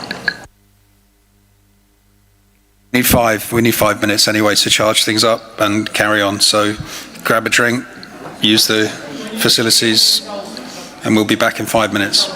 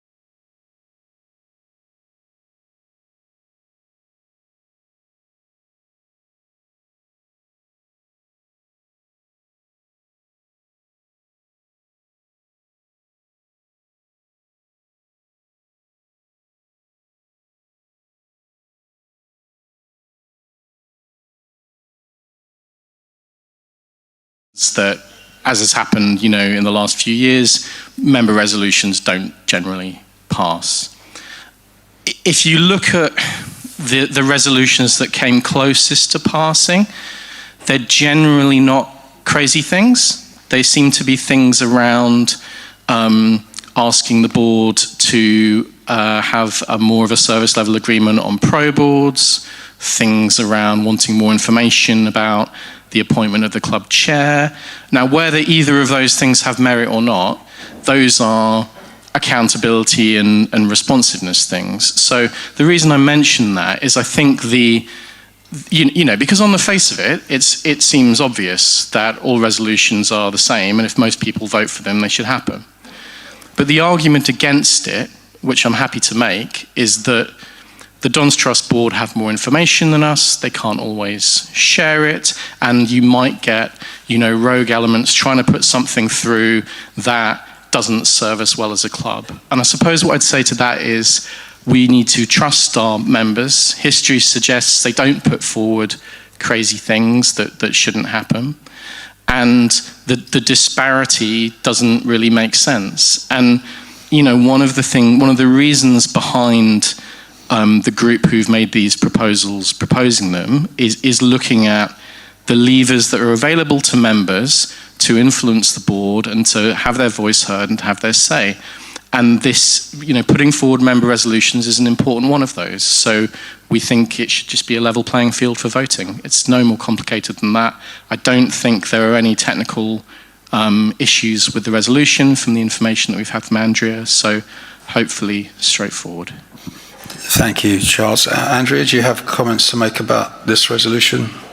I think Charles put that very eloquently. No technical issues with it at all. I do think the board are elected by the members, so in a sense, something the board proposed has already got a level of member backing because they put the board in the first place. The board might know some things that are confidential and members won't know generally, but I think it's just very much a free vote for the floor. Recognising, I think, the other side of the argument, which Charles put as eloquently as I've hopefully done now. So no technical issues at all with it, Charles. Thank you, Andrea. I'd just add a couple of things about this resolution. First of all, that the FSA asked us to make it clear throughout the discussions they had between themselves, us and the members, that they don't give actual recommendations or speak on motions. They just provide technical advice about whether they're consistent with the acts and rules around the Community Benefit Society. And after we heard the call that we had with them, we actually changed our mind about this resolution and decided we didn't want to support it. We were quite pro it before that meeting, and I'll give you the reasons. And the reasons are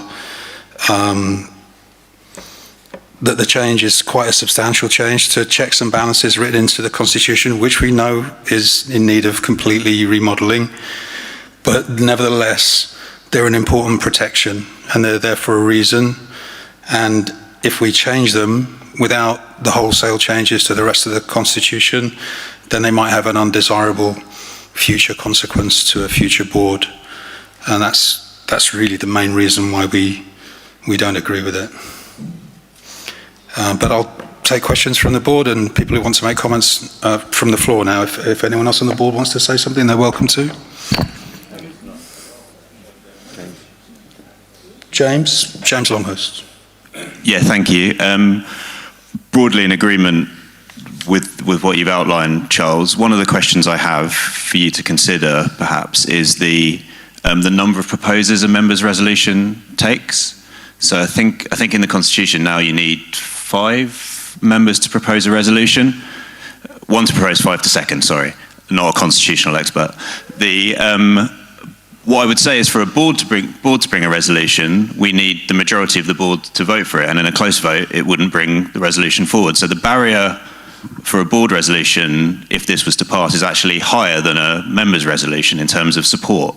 So I wonder if there is scope in what you're trying to achieve to increase the number of seconders for a member's resolution so that it truly represents more members and not just a small number of people, and to increase the kind of barrier for that to come through.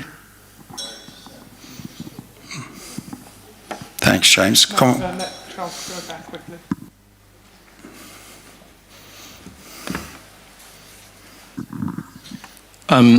That's an interesting point. I think we would be open to that, but ultimately, and I understand why, right? Because if you're getting, what's the word?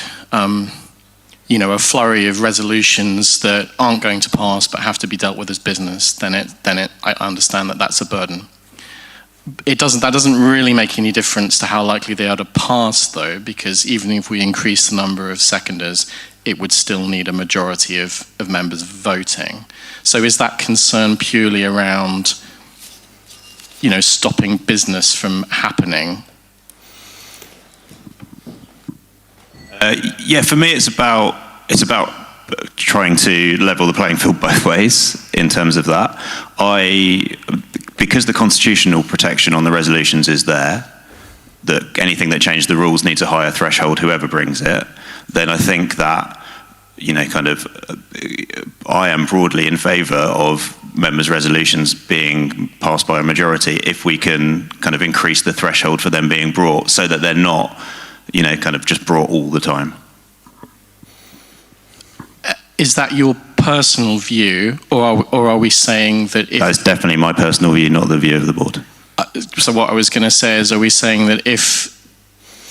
Well, I don't think we could put an amendment like that together on the fly, to be honest. That would be very hard. But what I was going to say is, if we did that, are we saying that the board would support the resolution? Not as it stands, I don't think, but we would support taking the output from this resolution and taking it into our constitution review and doing it right with your help, hopefully, and other members who want to participate in that. So I think that given the number of people who've already put a vote in and put a proxy in and some of the strength of feeling on this, I think it's difficult without conferring with people who know more than me about this. I mean, my preference would be to take it to a vote as it stands and then feed things into the constitutional review, and if things need to be done in the spirit to amend it, then fine. Ours too, yeah. Anyone else have comments from the floor on this resolution? We might then just go straight to a vote. Get some time back on our... Oh no, we got one. Oh no, the hands are up. Okay, all those in favour of resolution number 3, please. And would our counters in the room count? And our online poll is open. I'll be 2 minutes so long, mate. Yeah, thanks for coming. Yeah. Pleasure. I haven't done much, but no. No, you've been here, it's brilliant. Thanks for coming. Cheers, Kev. Cheers, Jamie.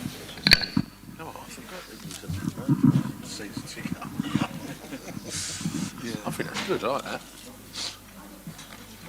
They've got to engage with it. Huh? They've got to engage them.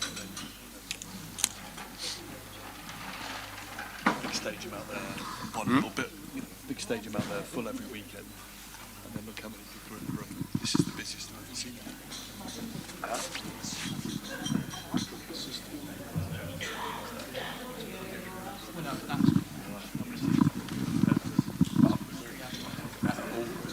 Yeah.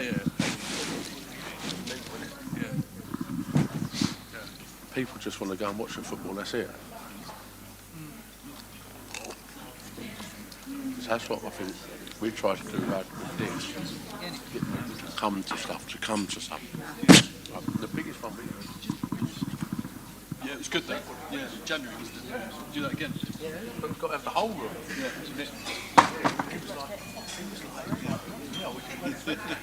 Make a lot of money.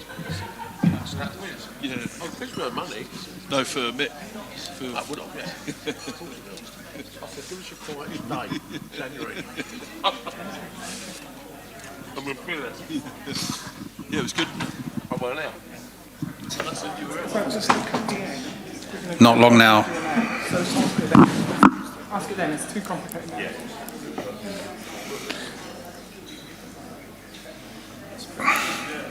To resort to cans of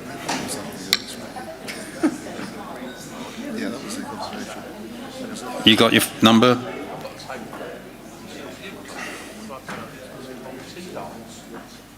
Thank you. All those against?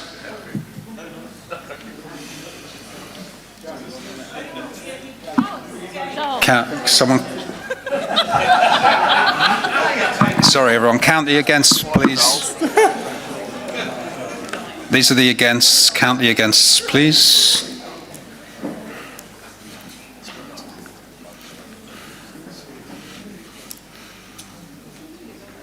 And any abstentions?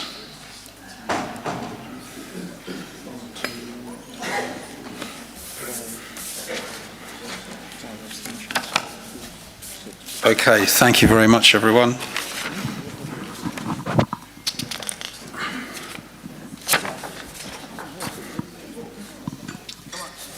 Resolution 4, and the proposer, Sean, can't be here, but I believe someone is deputising for him. Someone's got their hand up to introduce resolution number 4.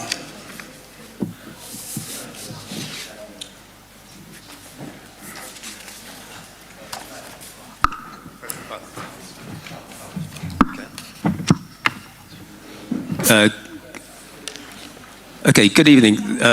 This is Resolution 4, which is listed in the papers as being proposed by Sean McLaughlin. Unfortunately, Sean has asked me to say he's now overseas and is unable to attend.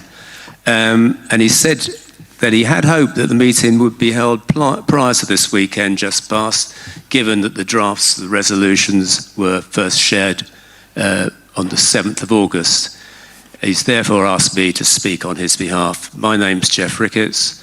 I'm one of the original seconders, and my number is 05214.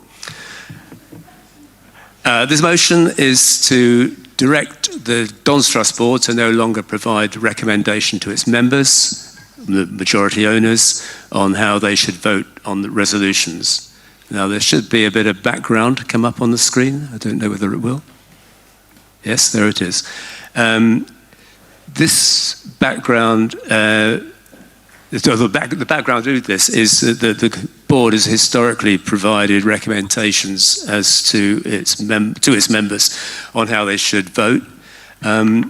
We believe this consciously influences the voters, and you can read the rest and we can save some time. The example shown in this background, it relates to the occasion when the board actually changed its position from its original recommendation as a result of the debate in the room. And the issue in this case was to do with the introduction of online PLCB sessions. The actual voting figures showed a significantly different voting pattern when comparing the upfront proxies given to the chair and which directed the chair as to how to vote, comparing that with the show of hands in the room. At the same meeting, on a motion relating to improved service standards on pro boards, the board recommended reject. The upfront proxy vote favoured reject with a show of hands in the room. And at the same meeting, the upfront proxy vote favoured and the vote in the room favoured approve. Two other motions, one again related to pro boards and the other relating to the appointment of the chair, followed similar voting patterns. In 9 instances in which the DTB has made a recommendation, the overall vote has followed that recommendation, but in 6 of those instances, there were significant differences in voting pattern comparing the upfront proxy vote with the vote in the room. I'd like to make it clear we're not seeking to prevent the board from making their opinions known, quite the opposite, but we're looking for complete transparency. We approve of the board providing as much information as possible on any given topic, which is up for discussion, and welcome the steps recently taken, but we want to ensure that the information provided is balanced, showing the arguments for and against any resolution, and does not seek to lead the member when giving their proxy. This will be vital in advance of the forthcoming 75% and 50.01% discussions which we're going to have in the next couple of months. We would welcome, even require the board to provide the membership with complete information to enable the membership to make an informed judgment on these really vital matters. Navigating the complexities of the Cooperative and Community Benefit Societies Act 2014, which are the rules that govern the trust, and where that relates to the issues of shareholders' rights, is not easy. I estimate that we have nearly 3,000 new members by virtue of gifting membership with season tickets. It's a fair bet that a significant proportion of them do not know what this is all about. We're going to need a user's guide here, and it would be good to be confident that we are being presented with as full a set of facts as possible, but without recommendation as to what view to take and hence how to vote. This is why we're asking the DTB continue to provide us members with as much information as they can, but trust us to weigh that up ourselves without them providing a binary yes/no recommendation. Thank you. Thank you.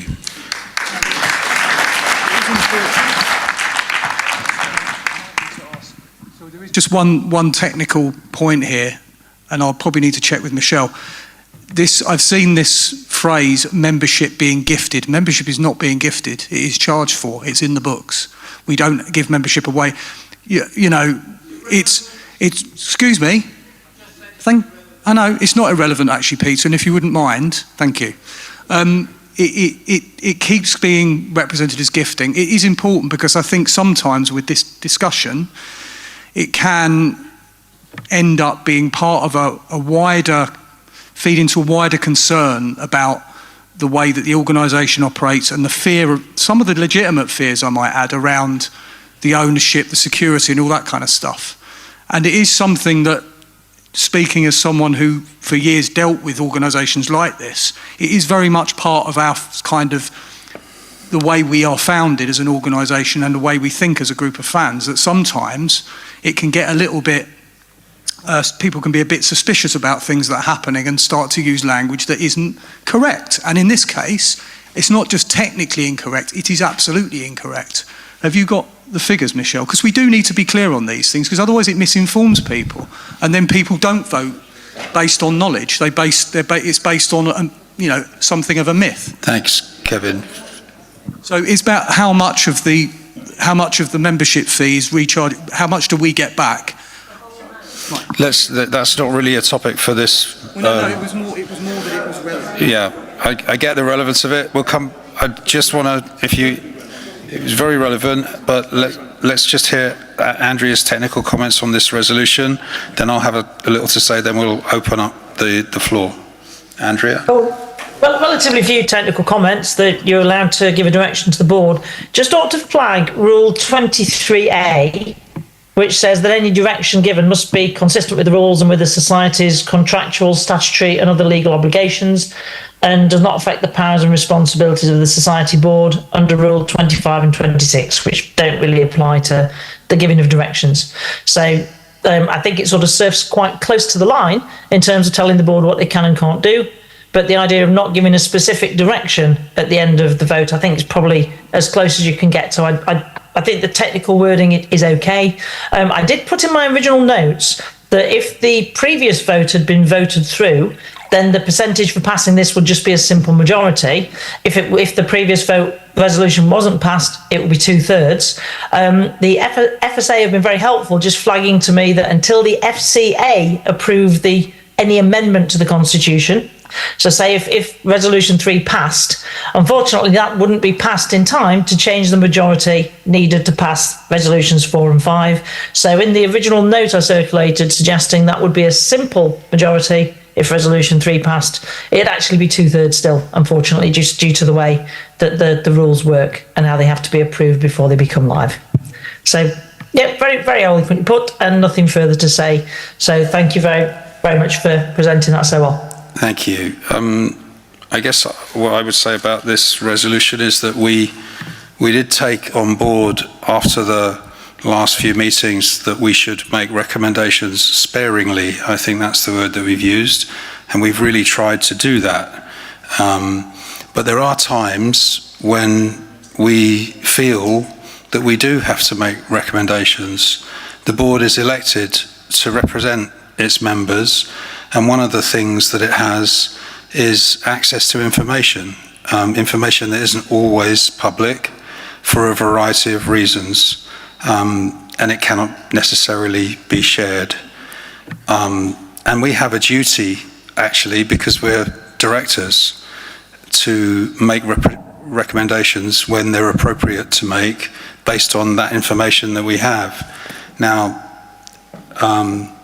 one of you said we have to trust you, but you have to trust us too. We are your representatives. We have endless discussions about lots of information, and sometimes that means that we have to make a recommendation in a particular way.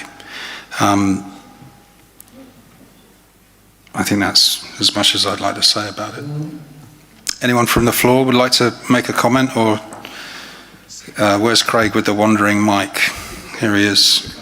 This gentleman changed his mind.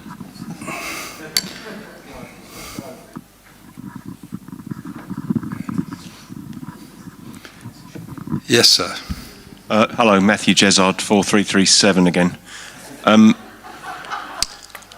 That's a really interesting point you've just made there, Chair, and it's just made me reflect on everything we've spoken about already, about how we all hope future votes will be conducted with a post-debate poll.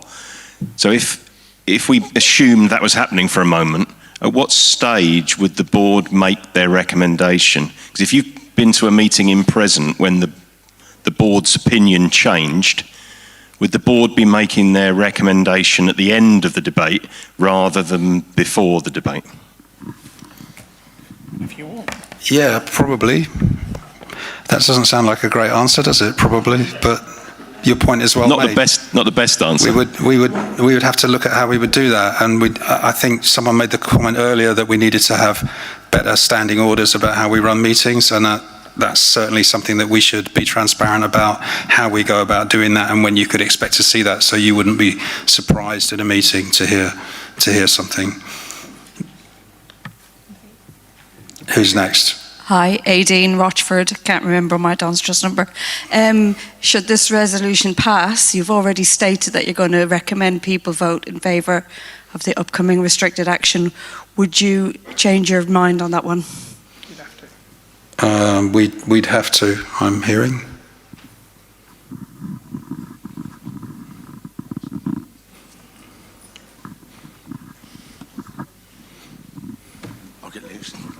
What's probably worth mentioning technically is that there is a sort of difference between a board proposed resolution and a member proposed one, because the mere fact the board are proposing it sort of suggests the board are recommending it. So I don't know if you're wanting to make any points about those two types of resolution and saying that to the proposer. That's a good point, Andrea, thank you. Hi, Nicole Hammond. I hope I'm not stealing anyone's thunder here, but I was listening to the Same Old Wombles podcast over the weekend, and one suggestion they made there was that the split on the board be publicised, not with names, but the board recommends this with 5-4 majority or 7-2 or whatever, so that if it was 9-0, we'd all go, well, this is clearly not contentious, go for it. But if it was split, then we'd probably examine it a bit more. I listen to that too. Other podcasts are available, but I thought it was a very balanced discussion, actually, and I think that's something we would entertain. I can't see why we wouldn't want to do that. It provides more transparency. Go ahead. Yeah, just to say I thoroughly agree with that. And also, I think my view is it's really important for the board to be able to make a recommendation at certain crucial junctures. When we bring a resolution, when the board brings a resolution forward, as Andrea just said, the recommendation is implicit. So then not being able to kind of say that we've recommended it leaves a bit of a gap. I think in the wording of the background that was put across, kind of sharing as much information and background as possible is absolutely critical. It's really hard, I've said this before, it's really hard to balance is, I think, a word that was in there and has been talked about. It's really hard to do balance, kind of because one person's balance is another person's, kind of misweighing of the scales. So a resolution that ties the board to do that is very difficult. But I think this resolution can be achieved quite straightforwardly by us agreeing a policy, which is we will only make recommendations under these set criteria.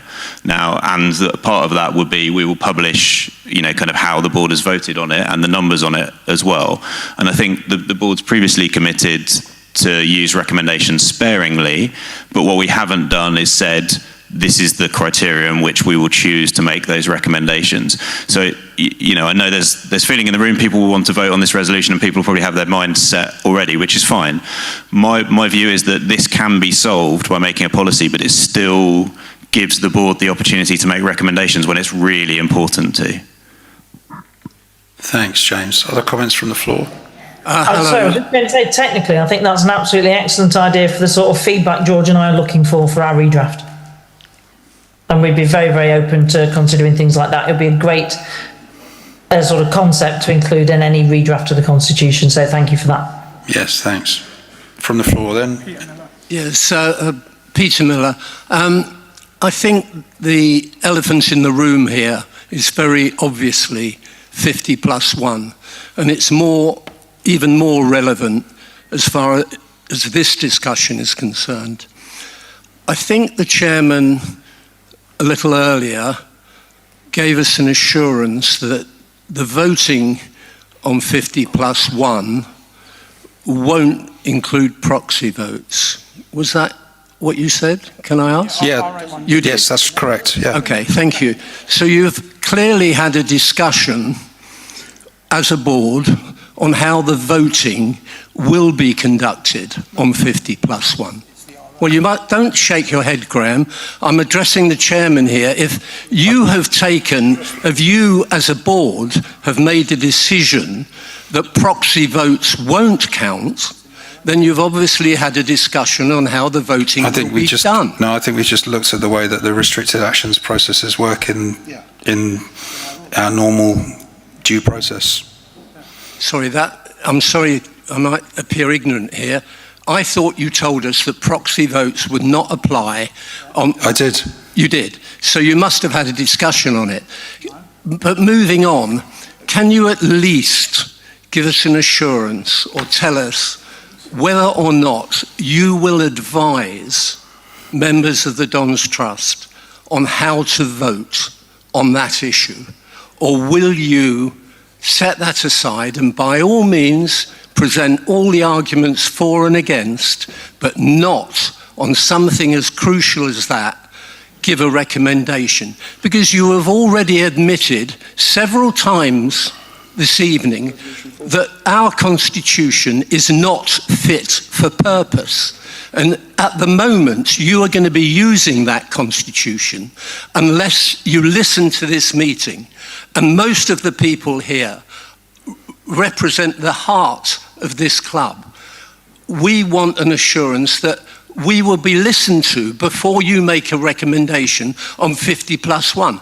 I am not totally against it, but I want certain further protections. And one of the big protections I want is that this board will not endorse a PLC recommendation to mortgage this stadium.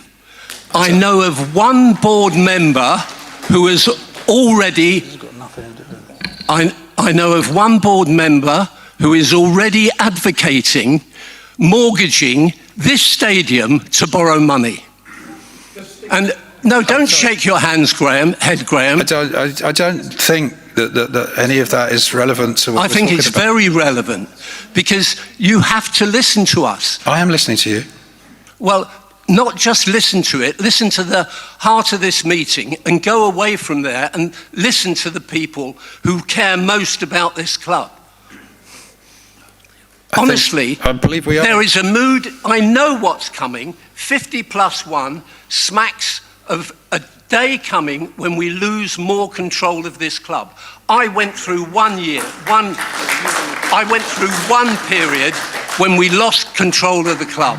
I'm not going to let it happen again without a fight. It's not going to happen under my watch, I promise you that. Stop to it. There's absolutely no way that I'm going to allow that to happen while I'm... Well, then I'd ask you then to back the idea, if you're totally against it, to back the proposal of a pitch owners club that will protect this. That's not relevant to this discussion either, but No, Kevin can tell you a little saying bit that about the pitch moment owners. I'm proposing. Very, very quickly, there is a paper, I'm not going to go into huge detail here, there's a paper that myself and Graham worked on, which was published with all the other majority rules stuff the other day, which is a paper that we've done, myself and Graham on behalf of the board, which is largely drawn from a Supporters Direct report that was done in 2012 on options for asset ownership. It's been then updated.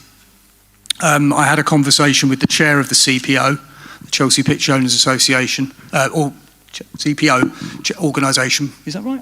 Yeah, it is, just doesn't sound right. With the CPO about the model and how it worked. That paper goes into sufficient detail to explain what form of asset ownership is the most appropriate. It won't be any surprise to anyone who knows about asset ownership and the CPO that the CPO is not deemed by the report drawn up by Supporters Direct for Wrenbridge to be a suitable model when compared to an IPS or a CBS as we are. The model of ownership for assets is much, much more secure with this model. And the model of the CPO is very problematic in a number of ways.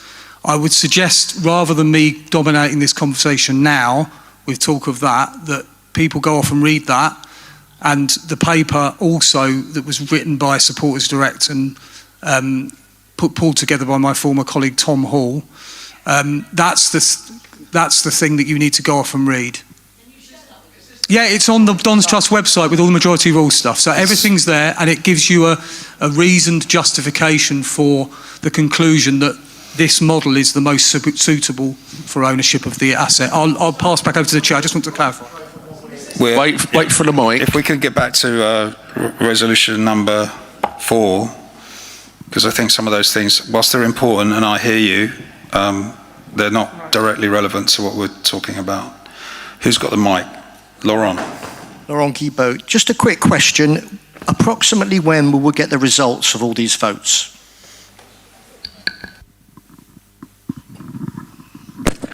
Yeah, so I'm going to go through them because I'm aware there are people who have voted twice at the moment. Some have submitted proxies, come here. Some people have submitted an online and a paper proxy. So ideally, I would like to say Wednesday. It might be Thursday, but as soon as I can. Thank you, George, and thanks for all your efforts. Just got a question. Resolution. Just got a question online. Big props for George. I don't know how we'd actually function without George and Andrea, to be honest. Anyway, moving on. More question comments online, please, Angus. An online question, thanks, Stu. No problem. Another one from Mark Davis. Does this resolution mean that the board can't even recommend that members vote in favour of approving the society's accounts? Yes, it does, yeah.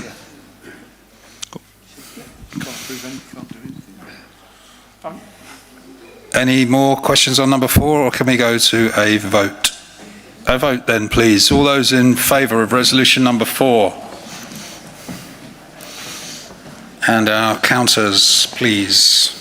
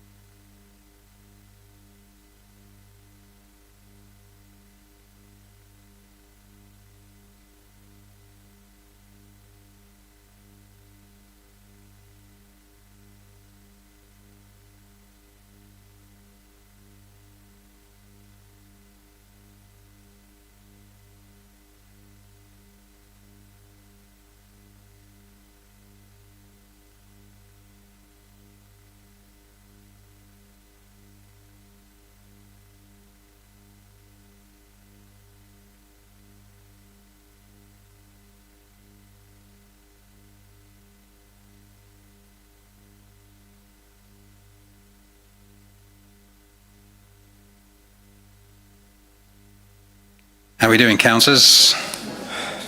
They're making their way back to us. That's a good news.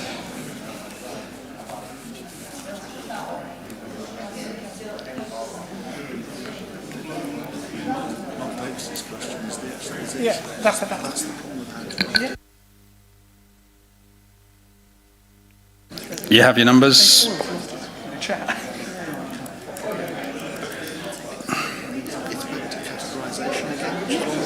Yeah? Got your numbers? Thanks. All those against, please.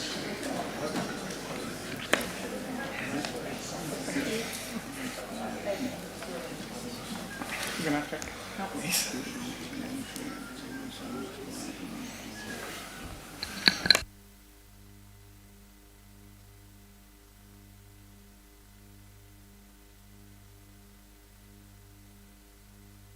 This is everyone voting against, please.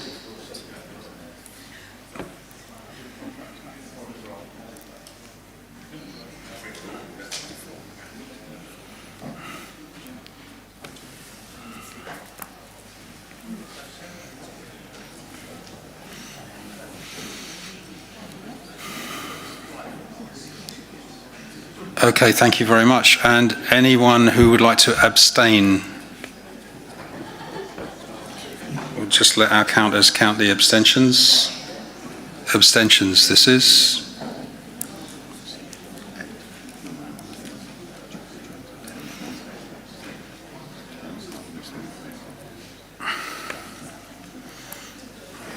Thank you very much, everyone. Resolution number 5, then, and we're in the home stretch of the first half, with no time added on. Resolution number 5. Jane, would you like to introduce resolution number 5 for us? Thank you very much. So the resolution is on the screen, and just in addition to the background notes that were sent round, so I need to read it, sorry, don't I? This motion directs the board to ensure that all general meetings, both of the DT and PLC, are held in a fully hybrid manner, with all members being able to vote and ask questions verbally, either at the meeting, in person or online.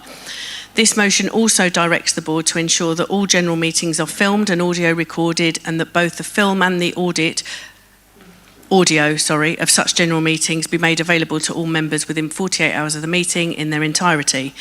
Once the meeting has been held, voting on all resolutions should then be opened with a poll of all members in accordance with para 47 of the Constitution, with such a poll taking place within 20 days after the general meeting and with proxies only collected after the debate of the resolution at the general meeting. So that's a mixture of the things that we've said before in the previous resolutions, but is linked directly to having fully hybrid meetings. So in addition to the background that you can see on the slides at the moment, we're conscious that the DTB have said that there are cost and resource elements here. We're slightly confused by the quote that has been given, that has been mentioned on Pro Boards. We don't know what the quote is for or what has been explicitly asked for as part of that quote. What we are asking for is hybrid meetings where members can speak and vote. It's all possible through current technology, Zoom, Teams, all have the ability to do that, and actually we're seeing that tonight with Andrea being able to join online and we can see and hear her. We're a membership organisation, the majority owners of the club, who have members. We've got members across the globe who should have the opportunity to engage fully in the meetings where important decisions are being taken. We want a fully inclusive organisation. Not everyone can make meetings in the evenings and at the ground. I understand there was some concern about the word entirety in the resolution relating to the video and audio, which was being interpreted as not aligning with wider legislation relating to e.g. defamatory comments. This isn't the case. Things like tech failures will be covered by force majeure, and defamatory comments are already covered in libel law. So you are absolutely within your right to remove those comments. Online members being able to speak is important, as we have seen numerous times questions that have been typed remotely being summarised and misinterpreted, and the person asking the question online isn't then given the right of reply. As we've seen here tonight, there's been a backwards and forwards of people on the mic. That isn't the same for people online, and we think it should be. What we want to avoid is a list of things that the board consider not to be appropriate, and for meeting like the PLC SGM on the 13th of May, not giving members and shareholders the opportunity to vote on important issues. This resolution promotes inclusivity.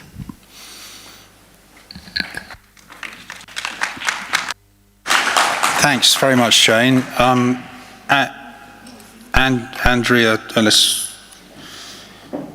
Andrea's going to make some technical comments first, if that's all right, and then we can come to you.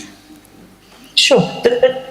There's two sort of different elements of the technical comments. I'll deal first with the practicality side of things. So if we're going to be issuing some sort of recording of the meeting, there are a few technical things we need to work out which software to use, how to do it, but then we would have to do some sort of editing and redacting to make sure that there's nothing out, like you said, Jane, that's defamatory. There's nothing, for example, earlier on in this meeting today, there was a gentleman that swore.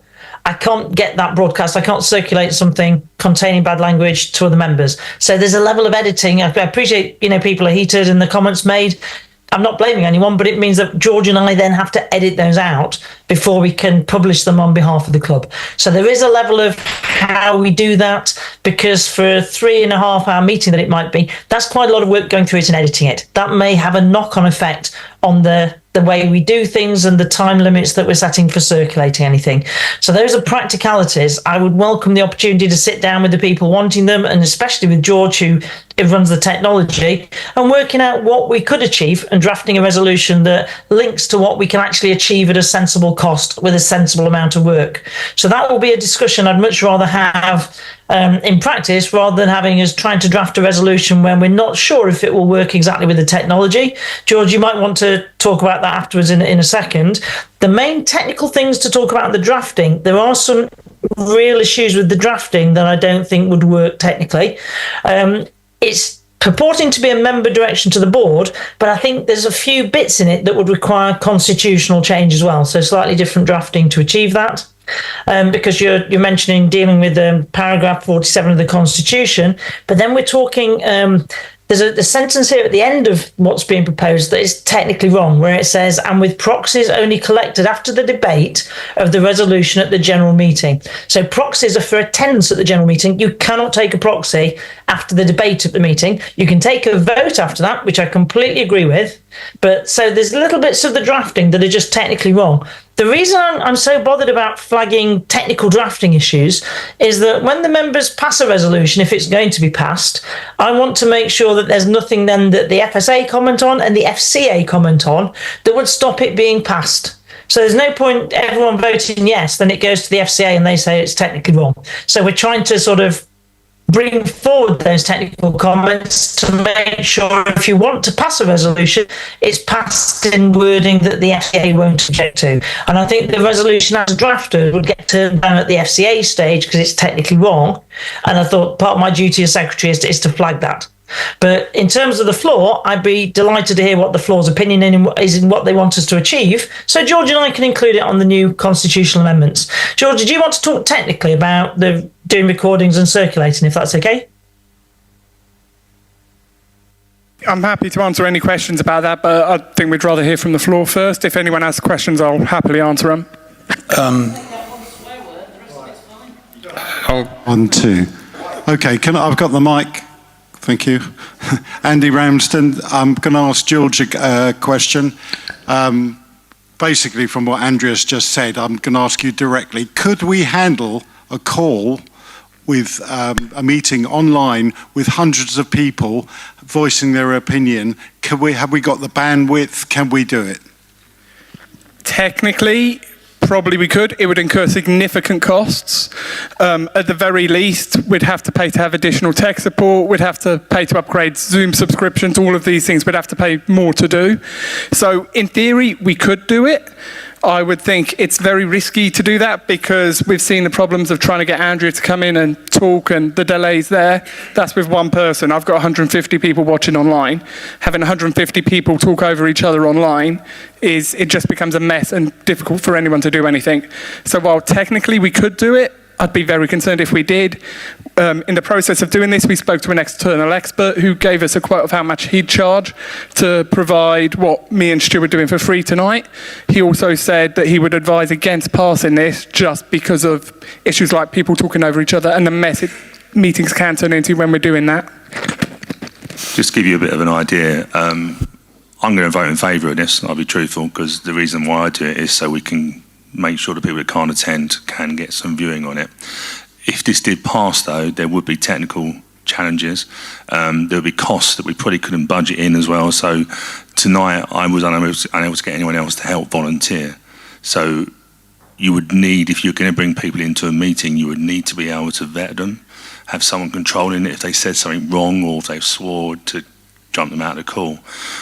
So you can't really cost that in with the volunteers, and that is challenging to get people to give up their time. So I'm in favour of it. I think it'd be a really good idea, and Jane and I have chatted about this many a time. The technology is there for us to do it at the moment. There's some other things that we would need to get a volunteer team and stuff like that.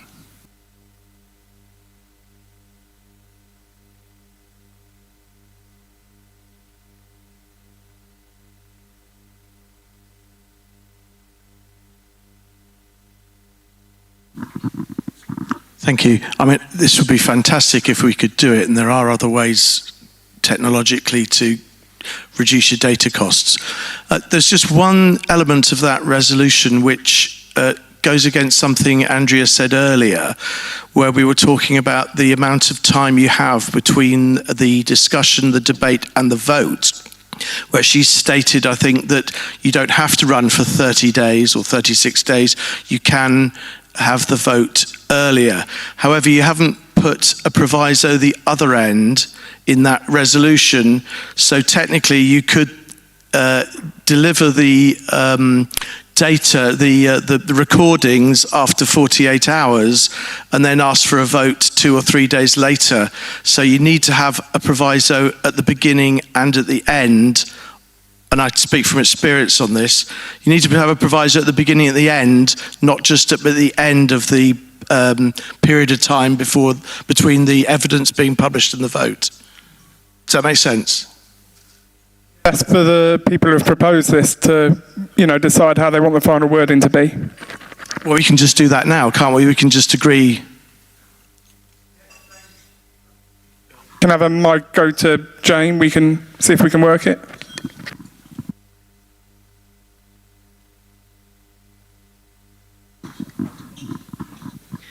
So I was going to come back on Andrea's wording as well, but to pick up the point from the gentleman there. So we have, in the same way that we phrased the resolution earlier, and I can't remember which one it was now, but it's within 20 days because we did not want to be prescriptive to the board or to the secretariat in determining that it would be 2 days and 7 days or whatever it is. As I said in the other resolution, we had a conversation with the board, and I can't remember the date now, Graham and others, God knows, middle of August sometime, and that was talking about 2 days and 7 days, but we did not want to be prescriptive because that just ties the secretariat in knots in having to do something at a specific time. The current wording in the Constitution, incidentally, is 30 days, I think, so we were just shortening that, recognising that IT and technology is now much more advanced than it was when this was written 20 odd years ago. And incidentally, online isn't mentioned in the current resolution, in the current Constitution at all. So it's a new thing. Just picking up on Andrea's point, if we're going to take amendments on the night, and the bit that Andrea has noted is technically in error, is that last bit of the sentence. Is it up there? And with proxies only collected after the debate of the resolution at the general meeting, we could remove that from the proposal tonight. So therefore, it would stop at with such a poll taking place within 20 days after the general meeting. If that would make it technically compliant, we could do that. Andrea, do you have a comment on that? Yeah, I was just drafting away in the background. What I'll do, if you don't mind, I'll screen share the resolution as James drafted it with some of my comments and track changes. So I'm not the world's best multitasking person, so let's get it online, then we can all just make comments on the drafting. I just need the screen sharing enabling, please, George, if you're hosting or whoever's hosting? I can't do that as I've had to leave that to open up the other Zoom so people can watch us tonight. Stu can do it? Andrew, Yeah, Stu's going to Stu, screen if you share could it. just enable screen share. Thanks. Oh, he's not got it though. It's what's on my screen that I want screen sharing because I'm editing it at the time. No. Don't think we can do it.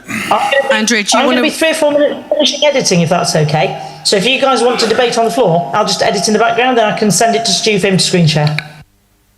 Or do you want to read out what you've got and I can amend it on the version I've got in front of me and then read it out? I've only half drafted it, Jane, because when you started mentioning it, I started drafting in the background. So I will be just sort of 2 or 3 minutes putting something up as draft number 1, if that's okay. Cool. So I think if you get the floor want to chat about it, or just give me a couple of minutes, I'll just type as fast as I can, then send it to someone who can screen share. I think we have other questions, so Yep. James, you want to say So something? I think we would be happy to remove that last sentence and then depending on what Andrea says, Got it. can go. Can I just ask a couple of questions about the fully hybrid element of the resolution? Because I think it's, broadly speaking, what the resolution is trying to achieve, fully support, get the video out to all members so they can see it, membership, as wide a membership as participation as possible is the most important thing. It's kind of what drives everything we do, and that's what we should all be aiming for. The bit that I struggle with is the fully hybrid bit. And we saw there with Andrea, her internet dropped out for a little bit and we couldn't really hear her. We've all done Zoom calls, in work or Teams or Slack or Google or whatever, where it adds loads of time. Kind of because you can't hear someone, then you say, can you say it again? And, kind of that back and forth. And that's the reality of the technology. We've all experienced that. It happens quite a lot. By having the fully hybrid bit there in this resolution, I think it creates that problem to really, kind of disrupt the flow of the meetings, make these meetings, which are already quite long, go on, kind of even longer, which then is difficult for everybody's participation in them.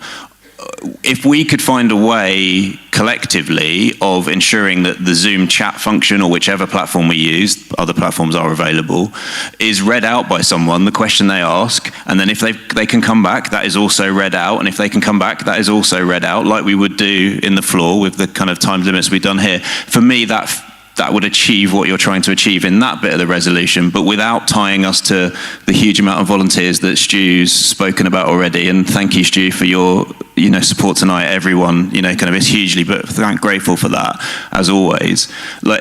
I think that would, for me, make this a lot more easy to achieve, actually, and just create a better meeting.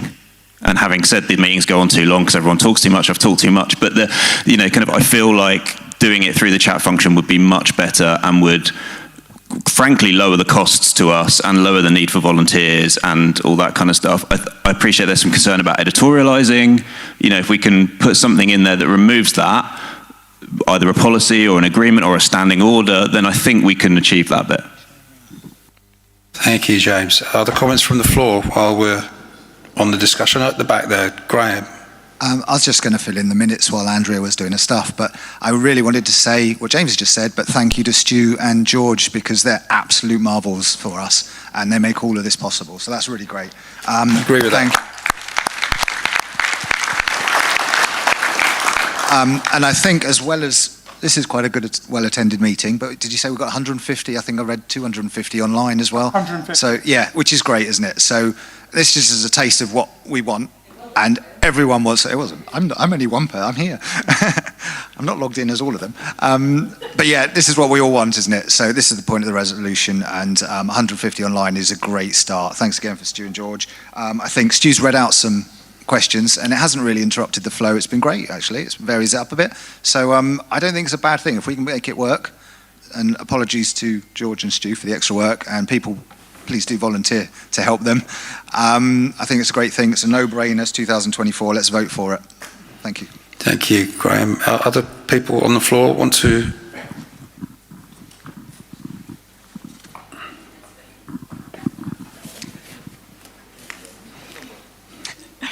Would it be possible to have the questions coming up on the screen so that everyone in the room can see it, so that if some genius online comes up with something no one in the room has thought of, then it doesn't get missed?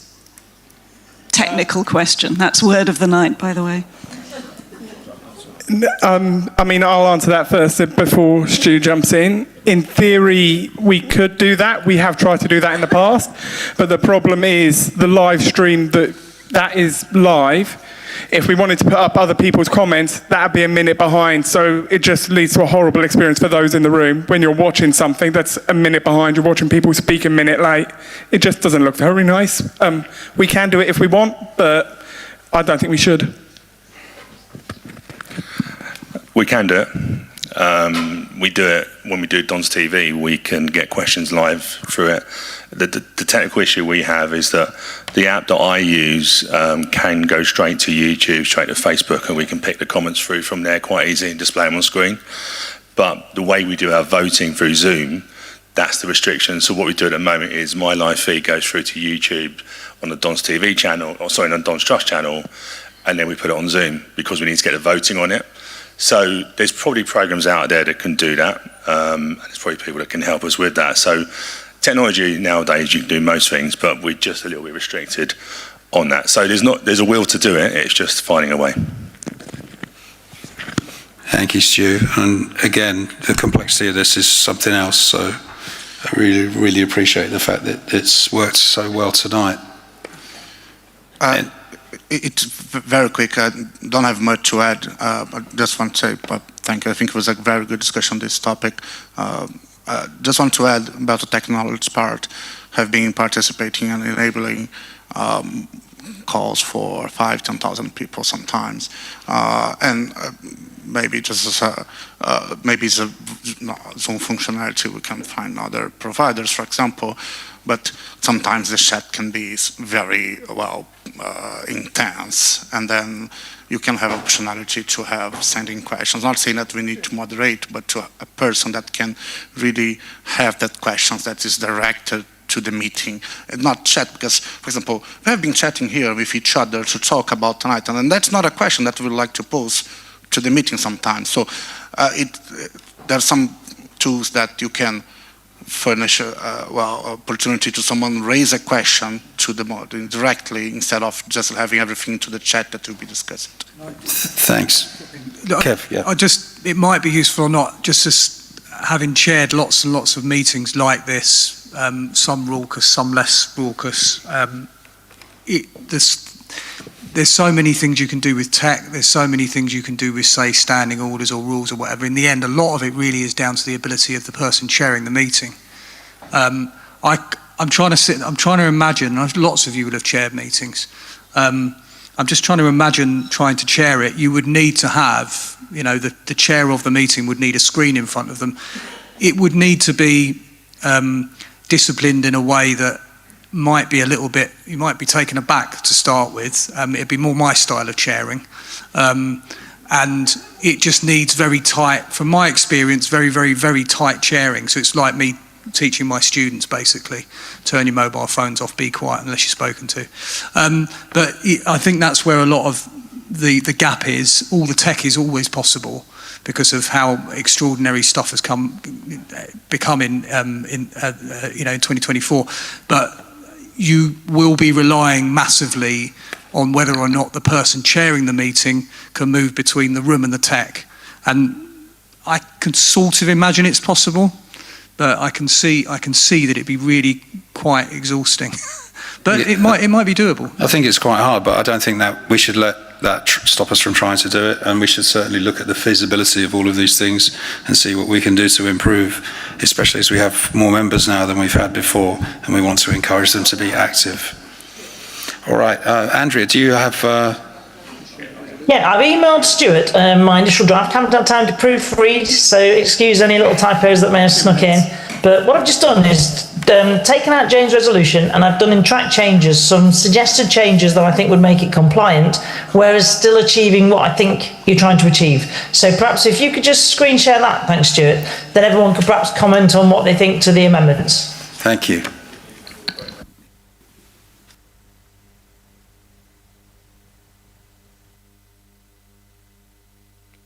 While we're waiting, after this resolution is done, we will have an open meeting. But now we have it, so I'll shut up and I'll come back to that in a bit.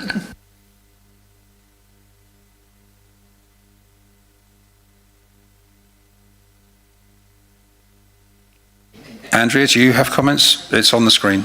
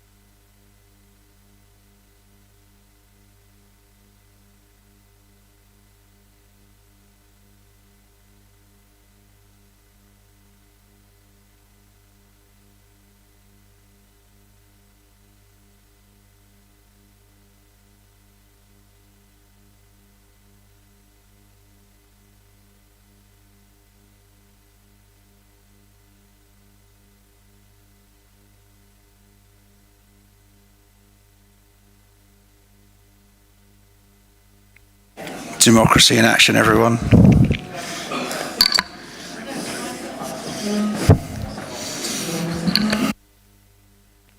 While this is a little conversation going on, I'd like to remind you all that we're having an open evening on the 23rd here in the other lounge. It's not a formal meeting.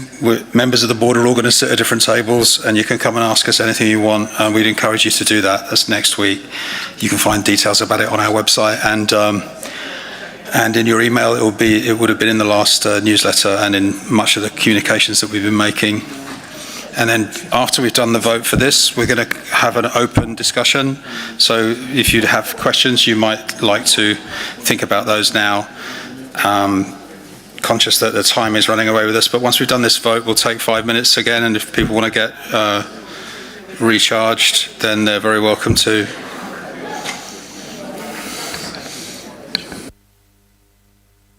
So I'm just checking if Stuart's been able to see the wording I sent.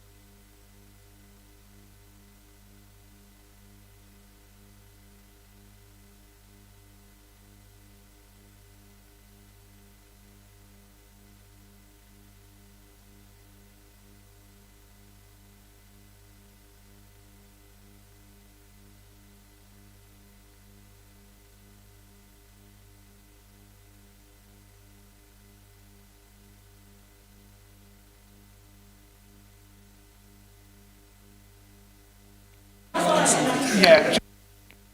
Jane needs the microphone. Someone.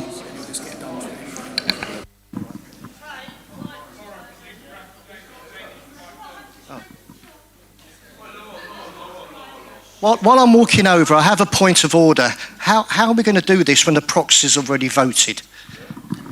To answer that, all of the papers have already said that amendments will be accepted, and that's one of the reasons we recommended people appoint a person as their proxy to sort of react to any amendments. So constitutionally we're fine here. I agree it's not ideal, but constitutionally we're okay. Jane, you've got the mic. Thank you very much. And Andrea, thank you for having a quick go at drafting all of that.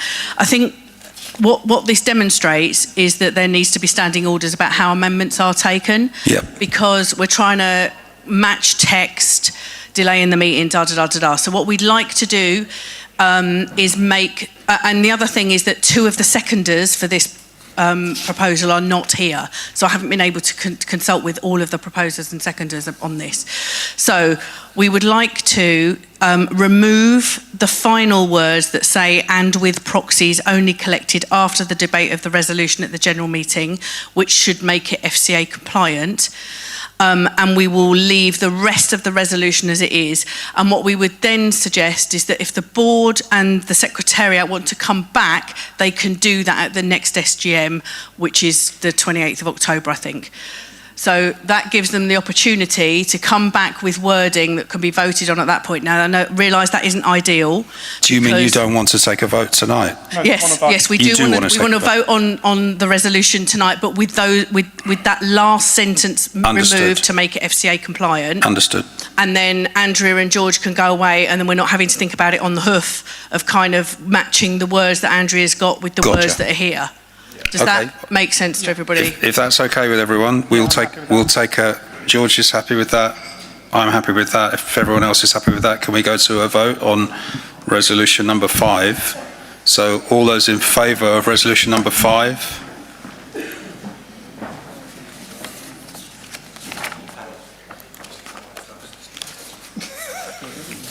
And our counters are counting, thank you.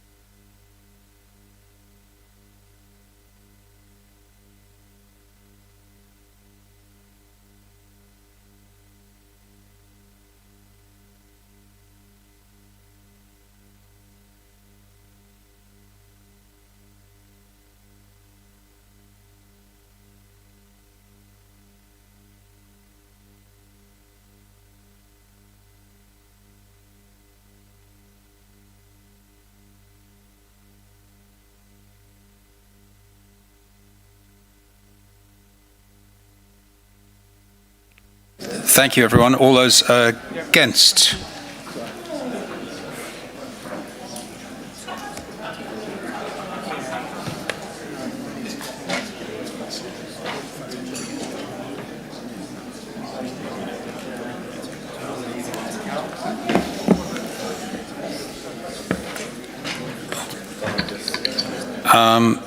Thank you.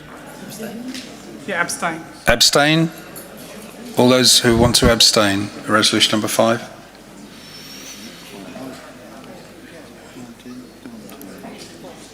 Thank you very much. I think that concludes the resolutions. So we're going to move on to an open discussion between members and the board on concerns and issues that a membership would like to raise at the meeting. But I suggest we take a couple of minutes break to charge your glasses and we can recharge our tech, and then we'll come back. So a couple of minutes.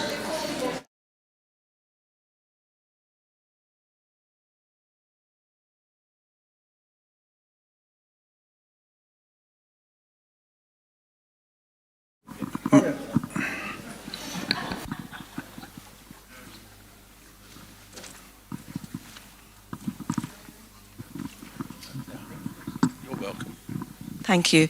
Before we break, because I do think quite a few people are going to leave, could you confirm what Jane said, that the restricted action meeting is going to be the 28th of October? And if it isn't, what is the date? Yeah, we haven't changed any dates of any of the meetings tonight, so it's just as they've been published.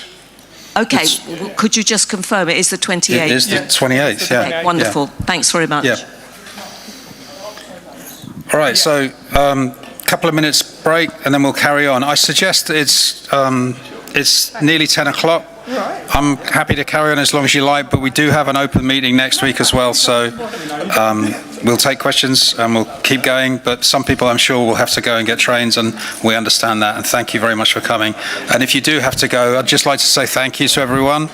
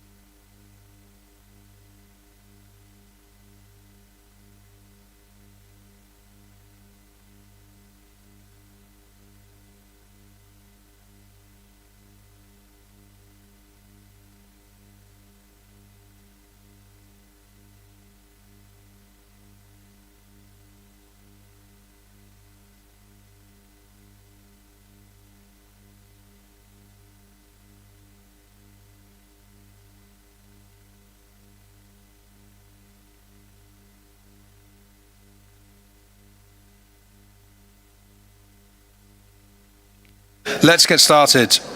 Thanks. See you. Let's get started. So the members, when they called the meeting, asked to have a section of the meeting as an open discussion where people could bring points to discuss between us, and I'm delighted to facilitate that as much as possible. So I guess the same format, Craig, with the mic, and people who want to talk, just stick your hand up and say you want to say something, and we will talk.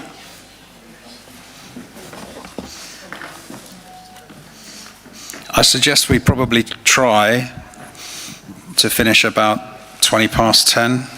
Does that work for people? I'm happy to carry on later. It's just Hayden's Road's hard work. So, and if you've had enough, you're very welcome to leave now if you want to. Okay. Ivor, hello. Hello. Good evening. I've been very quiet so far, and I'm sure you're all relieved that I've been quiet.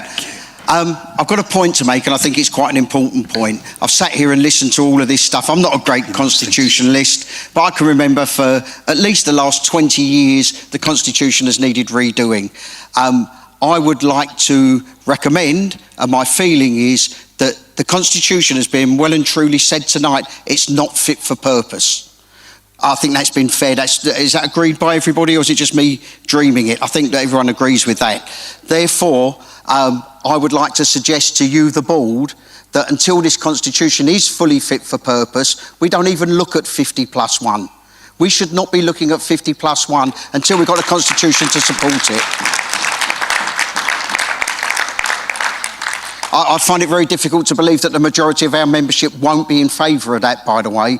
I cannot believe that anyone wants something so important, so serious. You know, we need things locked down. We all know that. Everybody that knows me knows my standpoint on 50+1. I'm not against it, but I'm not giving it one single minute of credit until I'm 100% certain that this ground and the certain givens that we need are 100% safe. Without a proper constitution to sit with that, there's no way that it's getting anywhere near the table for me. Thank you very much.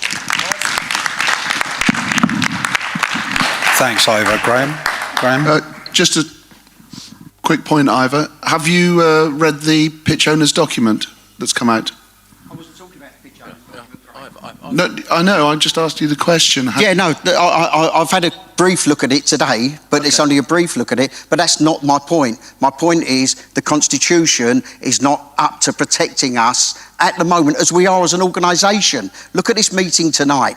It really has been farcical at times, and I really do stress, I want this to be done in good order. And if it's going to be done in good order, the Constitution has to support what we're going to do. It's got nothing to do with pitch owners or anything else around the ins and outs of it. The vagaries of the whole thing of going to 50+1. It's all about us being a fit and proper organisation to facilitate that move down to 50+1, if that's what the membership want.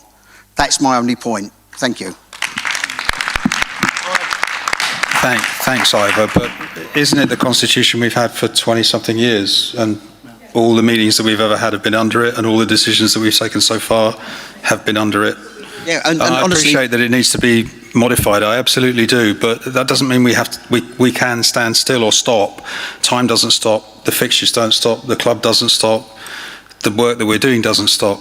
There's an imperative there. But the security of the future of this club really does rely on a strong constitution to represent its members. Therefore, I'm suggesting that until we have that in place, we do stop.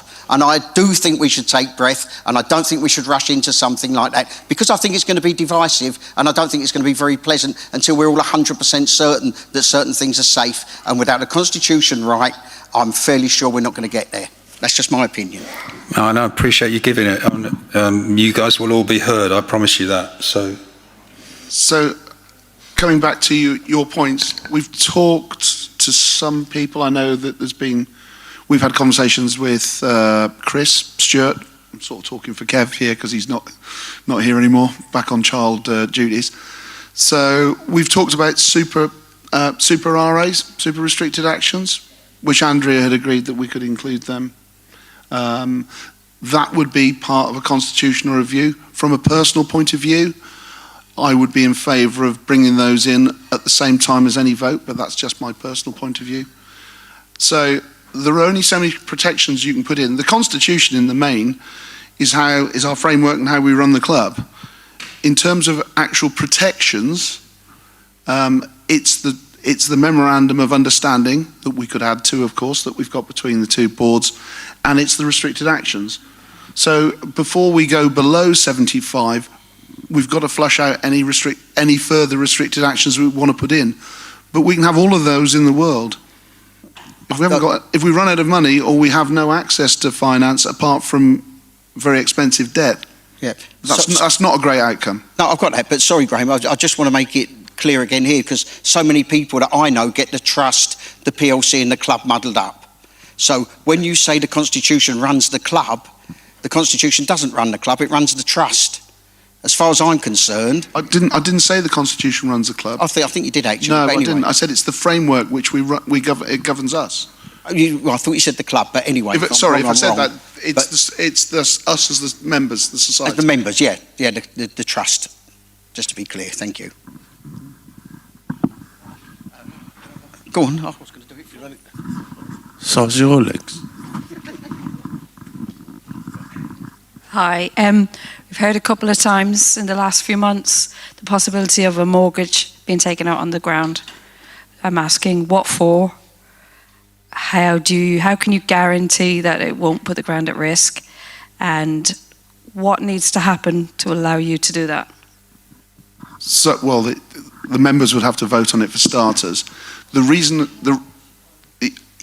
because any charge placed against the ground. The example that I've given previously, as part of the financial ownership of the club is concerned, is that, for example, if we want to build a training ground, in an ideal world, I would not put a charge against this ground. We had to work so hard to get the charge off in the first place. Everyone talks about the play lane bond as one thing. It wasn't. It was in two tranches. The first tranche enabled us to have enough money to complete the ground, but we had to take a loan, an extravagant loan from MSP at double digits, and that was in a much lower interest rate environment than we find ourselves in now. The second tranche, with effectively a bit of bridging cash very kindly provided by Ian McNay, meant that we could remove the MSP charge, and then we paid Ian back through our cash flow. So to go back in, the only way that I could envisage it from a personal point of view is if we had to put up something whilst we were building out the training ground. As soon as you complete the training facility, you would transfer the charge, you'd remove it off, because of course as you build a development, the value of it goes up. So as soon as the value of a development would be enough, that is from a personal point of view, that's the only way I'd ever envisage a charge coming back against the ground. So that would be a temporary basis, because otherwise, how are we going to raise money? You don't know how much money we're going to need for a training ground. I don't sit on the development committee, so that if somebody from the development committee was here, they might be able to say more. But that's the only way. So it's effectively creating your own bridging finance, so you can get from A to B. And then after that, no. What you're saying, just to be clear, sorry. What Graham's saying, just to be clear, I think as well, was really important given the phrasing of the question, is that that's not being proposed at the moment. That's not in a pipeline, that's not being planned. What Graham's outlining to you there is just that is the only situation he could ever see that happening in. That's not in a plan, it's not in any papers, it's not, that's not happening.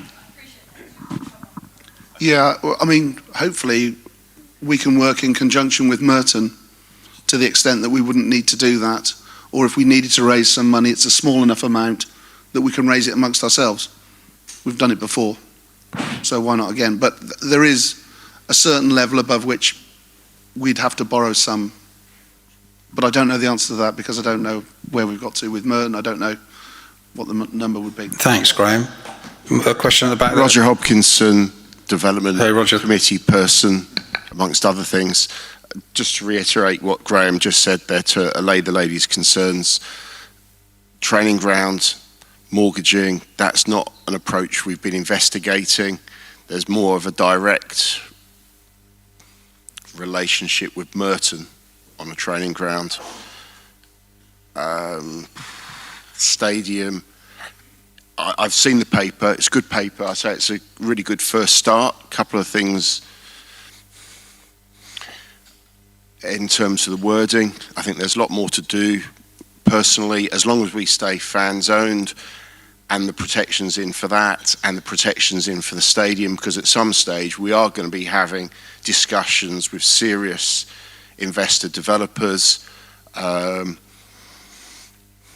So whether it's the existing protections that we have in our constitution that needs updating, plus something akin to the Chelsea pitch owners, given they've done lots of real estate and hotels and residential, there might be an additional piece of work to interrogate what's going to be appropriate for the direction of travel we're going down to and what we're going to need.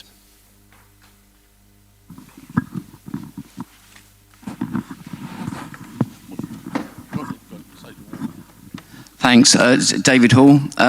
Just following up from the question, one of the things that's always struck me about getting extra investment in is the other assets which we don't own at the moment. And one would possibly be a training ground. Now, I was wondering whether we've apparently got some rich investors out there who are prepared to put some money in.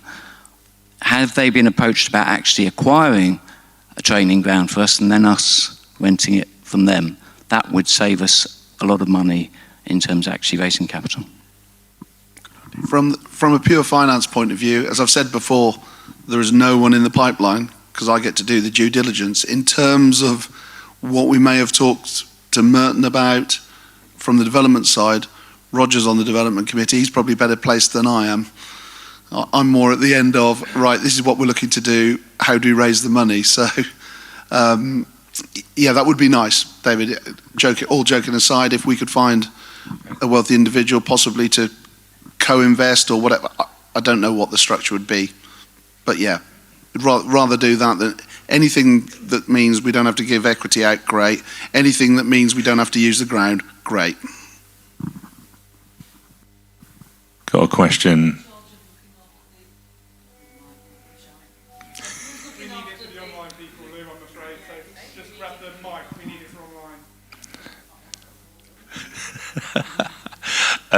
Question from, I feel guilty now. Question from Simon Hood. Is there an update on the man the match presentations? There was a petition with a decent number of names on it, which it appears to have been ignored. We always said we would work hard to keep the culture we had at Kings Meadow when we moved home, and this is one of the things that would help. I've given the update a few times this last week or so. It's in the meeting summary from our board meeting last week. We discussed it again. We did reply initially to the email that was sent to us. I know that James Woodruff, the MD, has met with the petitioners. We believe it's a matter for the club to choose how to run their match day. We don't choose the football team. We don't choose the manager. We employ people to make decisions to do that. And we govern them through key performance indicators and targets. And the commercial team and the managing director between them make the decisions about how to run our match day.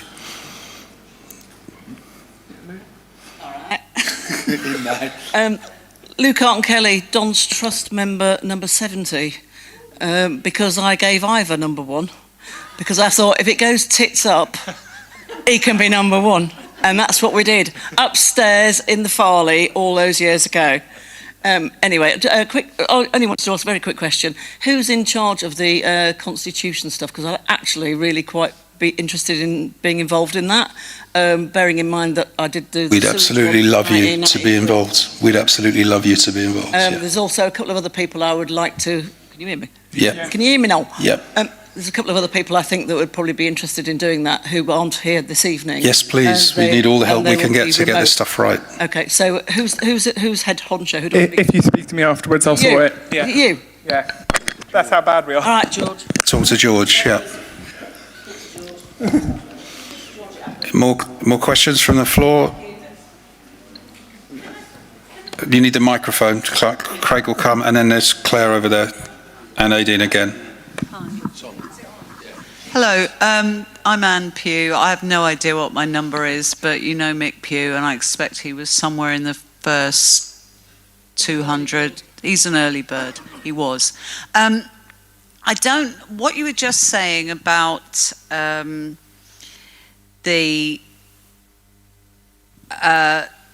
sorry, you were just talking before, Lou, about, can you just run through it again? Because I couldn't quite grasp. It was a question about the man of the match presentations. Yeah, I don't understand. I get that it's up to the club to decide the players and everything, but I don't understand, and I haven't been involved in being particularly invested in where it happens, but I do think that there's quite a lot of feeling about how it's disappeared from being part of the fan zone, where it is now, to where it was in Kings Meadow. And I wonder why that.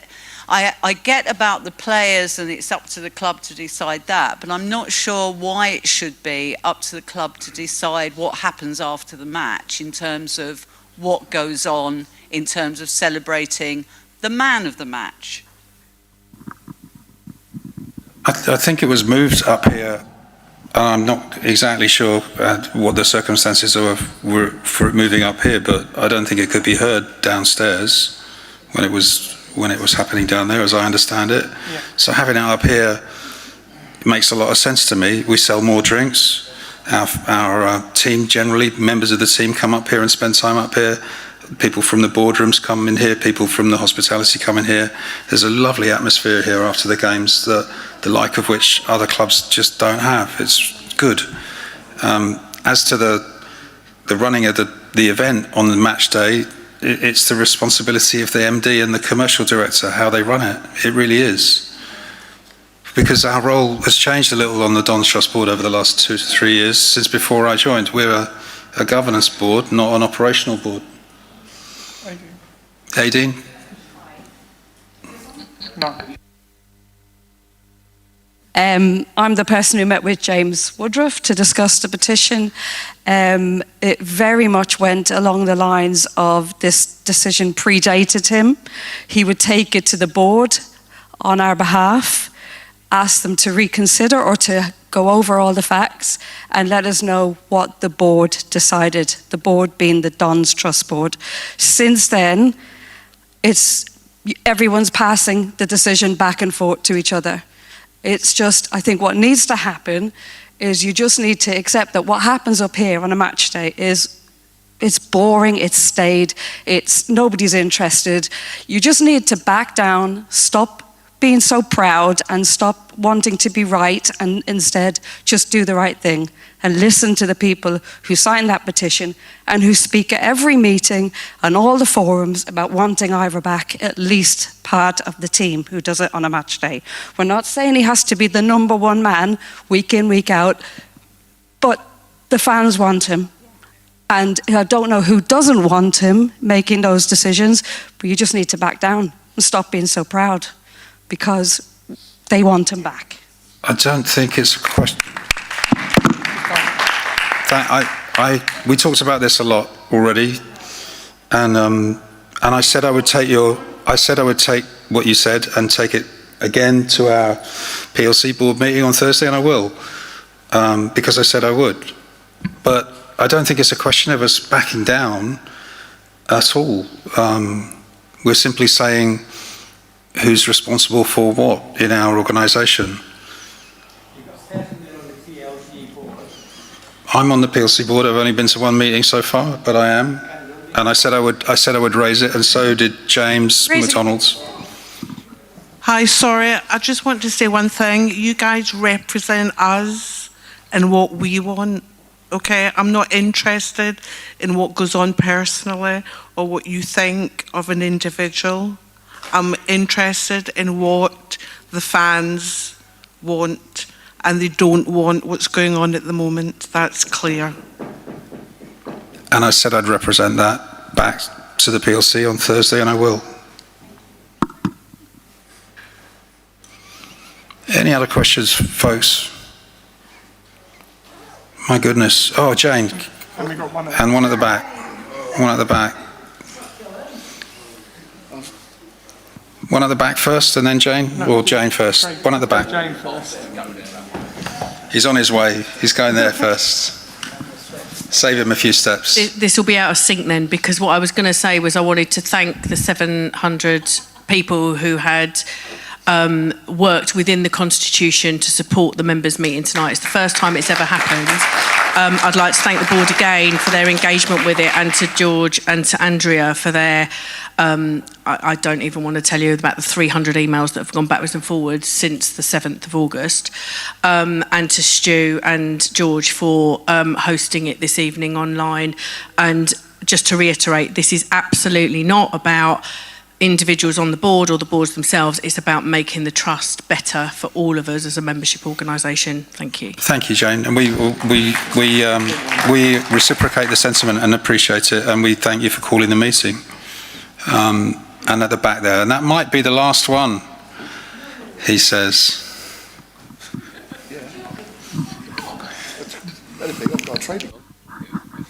Sorry, I know we want to go home. I just wanted to ask the board, I thought it was a very interesting decision to include Don's Trust membership automatically for season ticket holders. I go with a group of friends who are season ticket holders. They've got no interest whatsoever in the Don's Trust board. They just like to go and support the team on a Saturday. I just wondered if the board were able to sort of track the engagement levels of these new Don's Trust board members who didn't sort of sign up to be Don's Trust board members and have just become so by default. I wondered if you've got any intel on sort of levels of engagement or emails, even emails opened, because I think when we come to make big decisions, we've obviously skewed our volume of trust members voting from people who signed up knowing they were going to be asked to vote and participate to whatever level. And now we've sort of bussed in a load of people that might well be fully engaged, but equally might not be as engaged as the original members that chose to sign up. Great question, James. Yeah, I'll take that one. We're getting more data all the time. Well, our data platforms are improving, which means that we can kind of get a better sense of what the engagement is. What I can tell you is that things like the members' handbook email that went out was opened by a huge number of people. Really successfully, kind of went out. So I don't have the figure in front of me, sorry. I can put it up on, I'll find out the answer, someone to give it to me, I'll put it up online. And we can track it and compare it and that kind of stuff. Oh, Richard's got it. While Richard's getting it, one of the things that's interesting that we have observed, and I think our membership secretary has pointed out, is the number of people who were previously Don's Trust members who are now again, who came back through this offer, so they had lapsed. So we don't have any data on why they lapsed. Maybe they just didn't understand it or didn't know what was going on. But they've actually got. I think one of the things that's really interested me as I've got more into the data that we have had available since joining the board is that we've had a really high churn rate of members over our history. So every year, quite a lot of members leave and join, which I think is really interesting because our numbers have stayed relatively static. And I could bore on this for a while, and I'm not going to because it's really late. And so I think there's loads for us to find out in that, and working more closely with the club and the club's comms team, who are much more switched on data now than they have ever been, and they brought in some really good experts on that. We really, one example, if you see all the QR codes dotted around now, the one on the side of the Don's Trust kiosk, for example, they're all individually tracked. So that's just one small piece of the increase of data we're collecting on people to be able to understand our membership more, which is really, really important, which I think is the thrust of the question. So we're getting better at it. We won't get there. I haven't got hard figures for you now on, which membership groups are more engaged than others, and which metrics of engagement we want to use to measure that. But kind of hope that helps. And Richard will tell us the open rate. So for 23-24 season that runs to the end of June, we had 59% open rate for emails, which in the last 7 years is the second highest we've ever had. The highest was 61% the year before, in 2022-23. For the finance update that James mentioned, it had a 69% open rate, and there's also an email about KPIs that we shared, which had a 66% open rate as well. I've not got anything for this year yet, but we're going to be working on an update on KPIs and some more targets on where we think we should be for this year. And because they're all percentage based, you know, the fact that we've got more members means that we will try to keep similar percentages. So hopefully that means that as many people are engaged as a proportion last year before the changes as now after the changes. So I hope that helps. I've got one more thing, sorry. I didn't mean to mention it earlier, but when you're talking about club comms, I hope that trust issues and messages from the trust to the members, not the season ticket holders, to the members, are using trust comms only and not the club's comms. I think people want to go on the club website, read about the team and all the rest of it and everything. I really don't think the trust issues should be on there, and I don't specifically think that 50+1 should only be discussed through Don's Trust channels. That is just my opinion. I think that is fair. That's all. Can we go home now? Any more for any more? In that case, I think I'll call the meeting closed. I really thank you all for your patience and the way that we've conducted the meeting tonight. Thank you very much.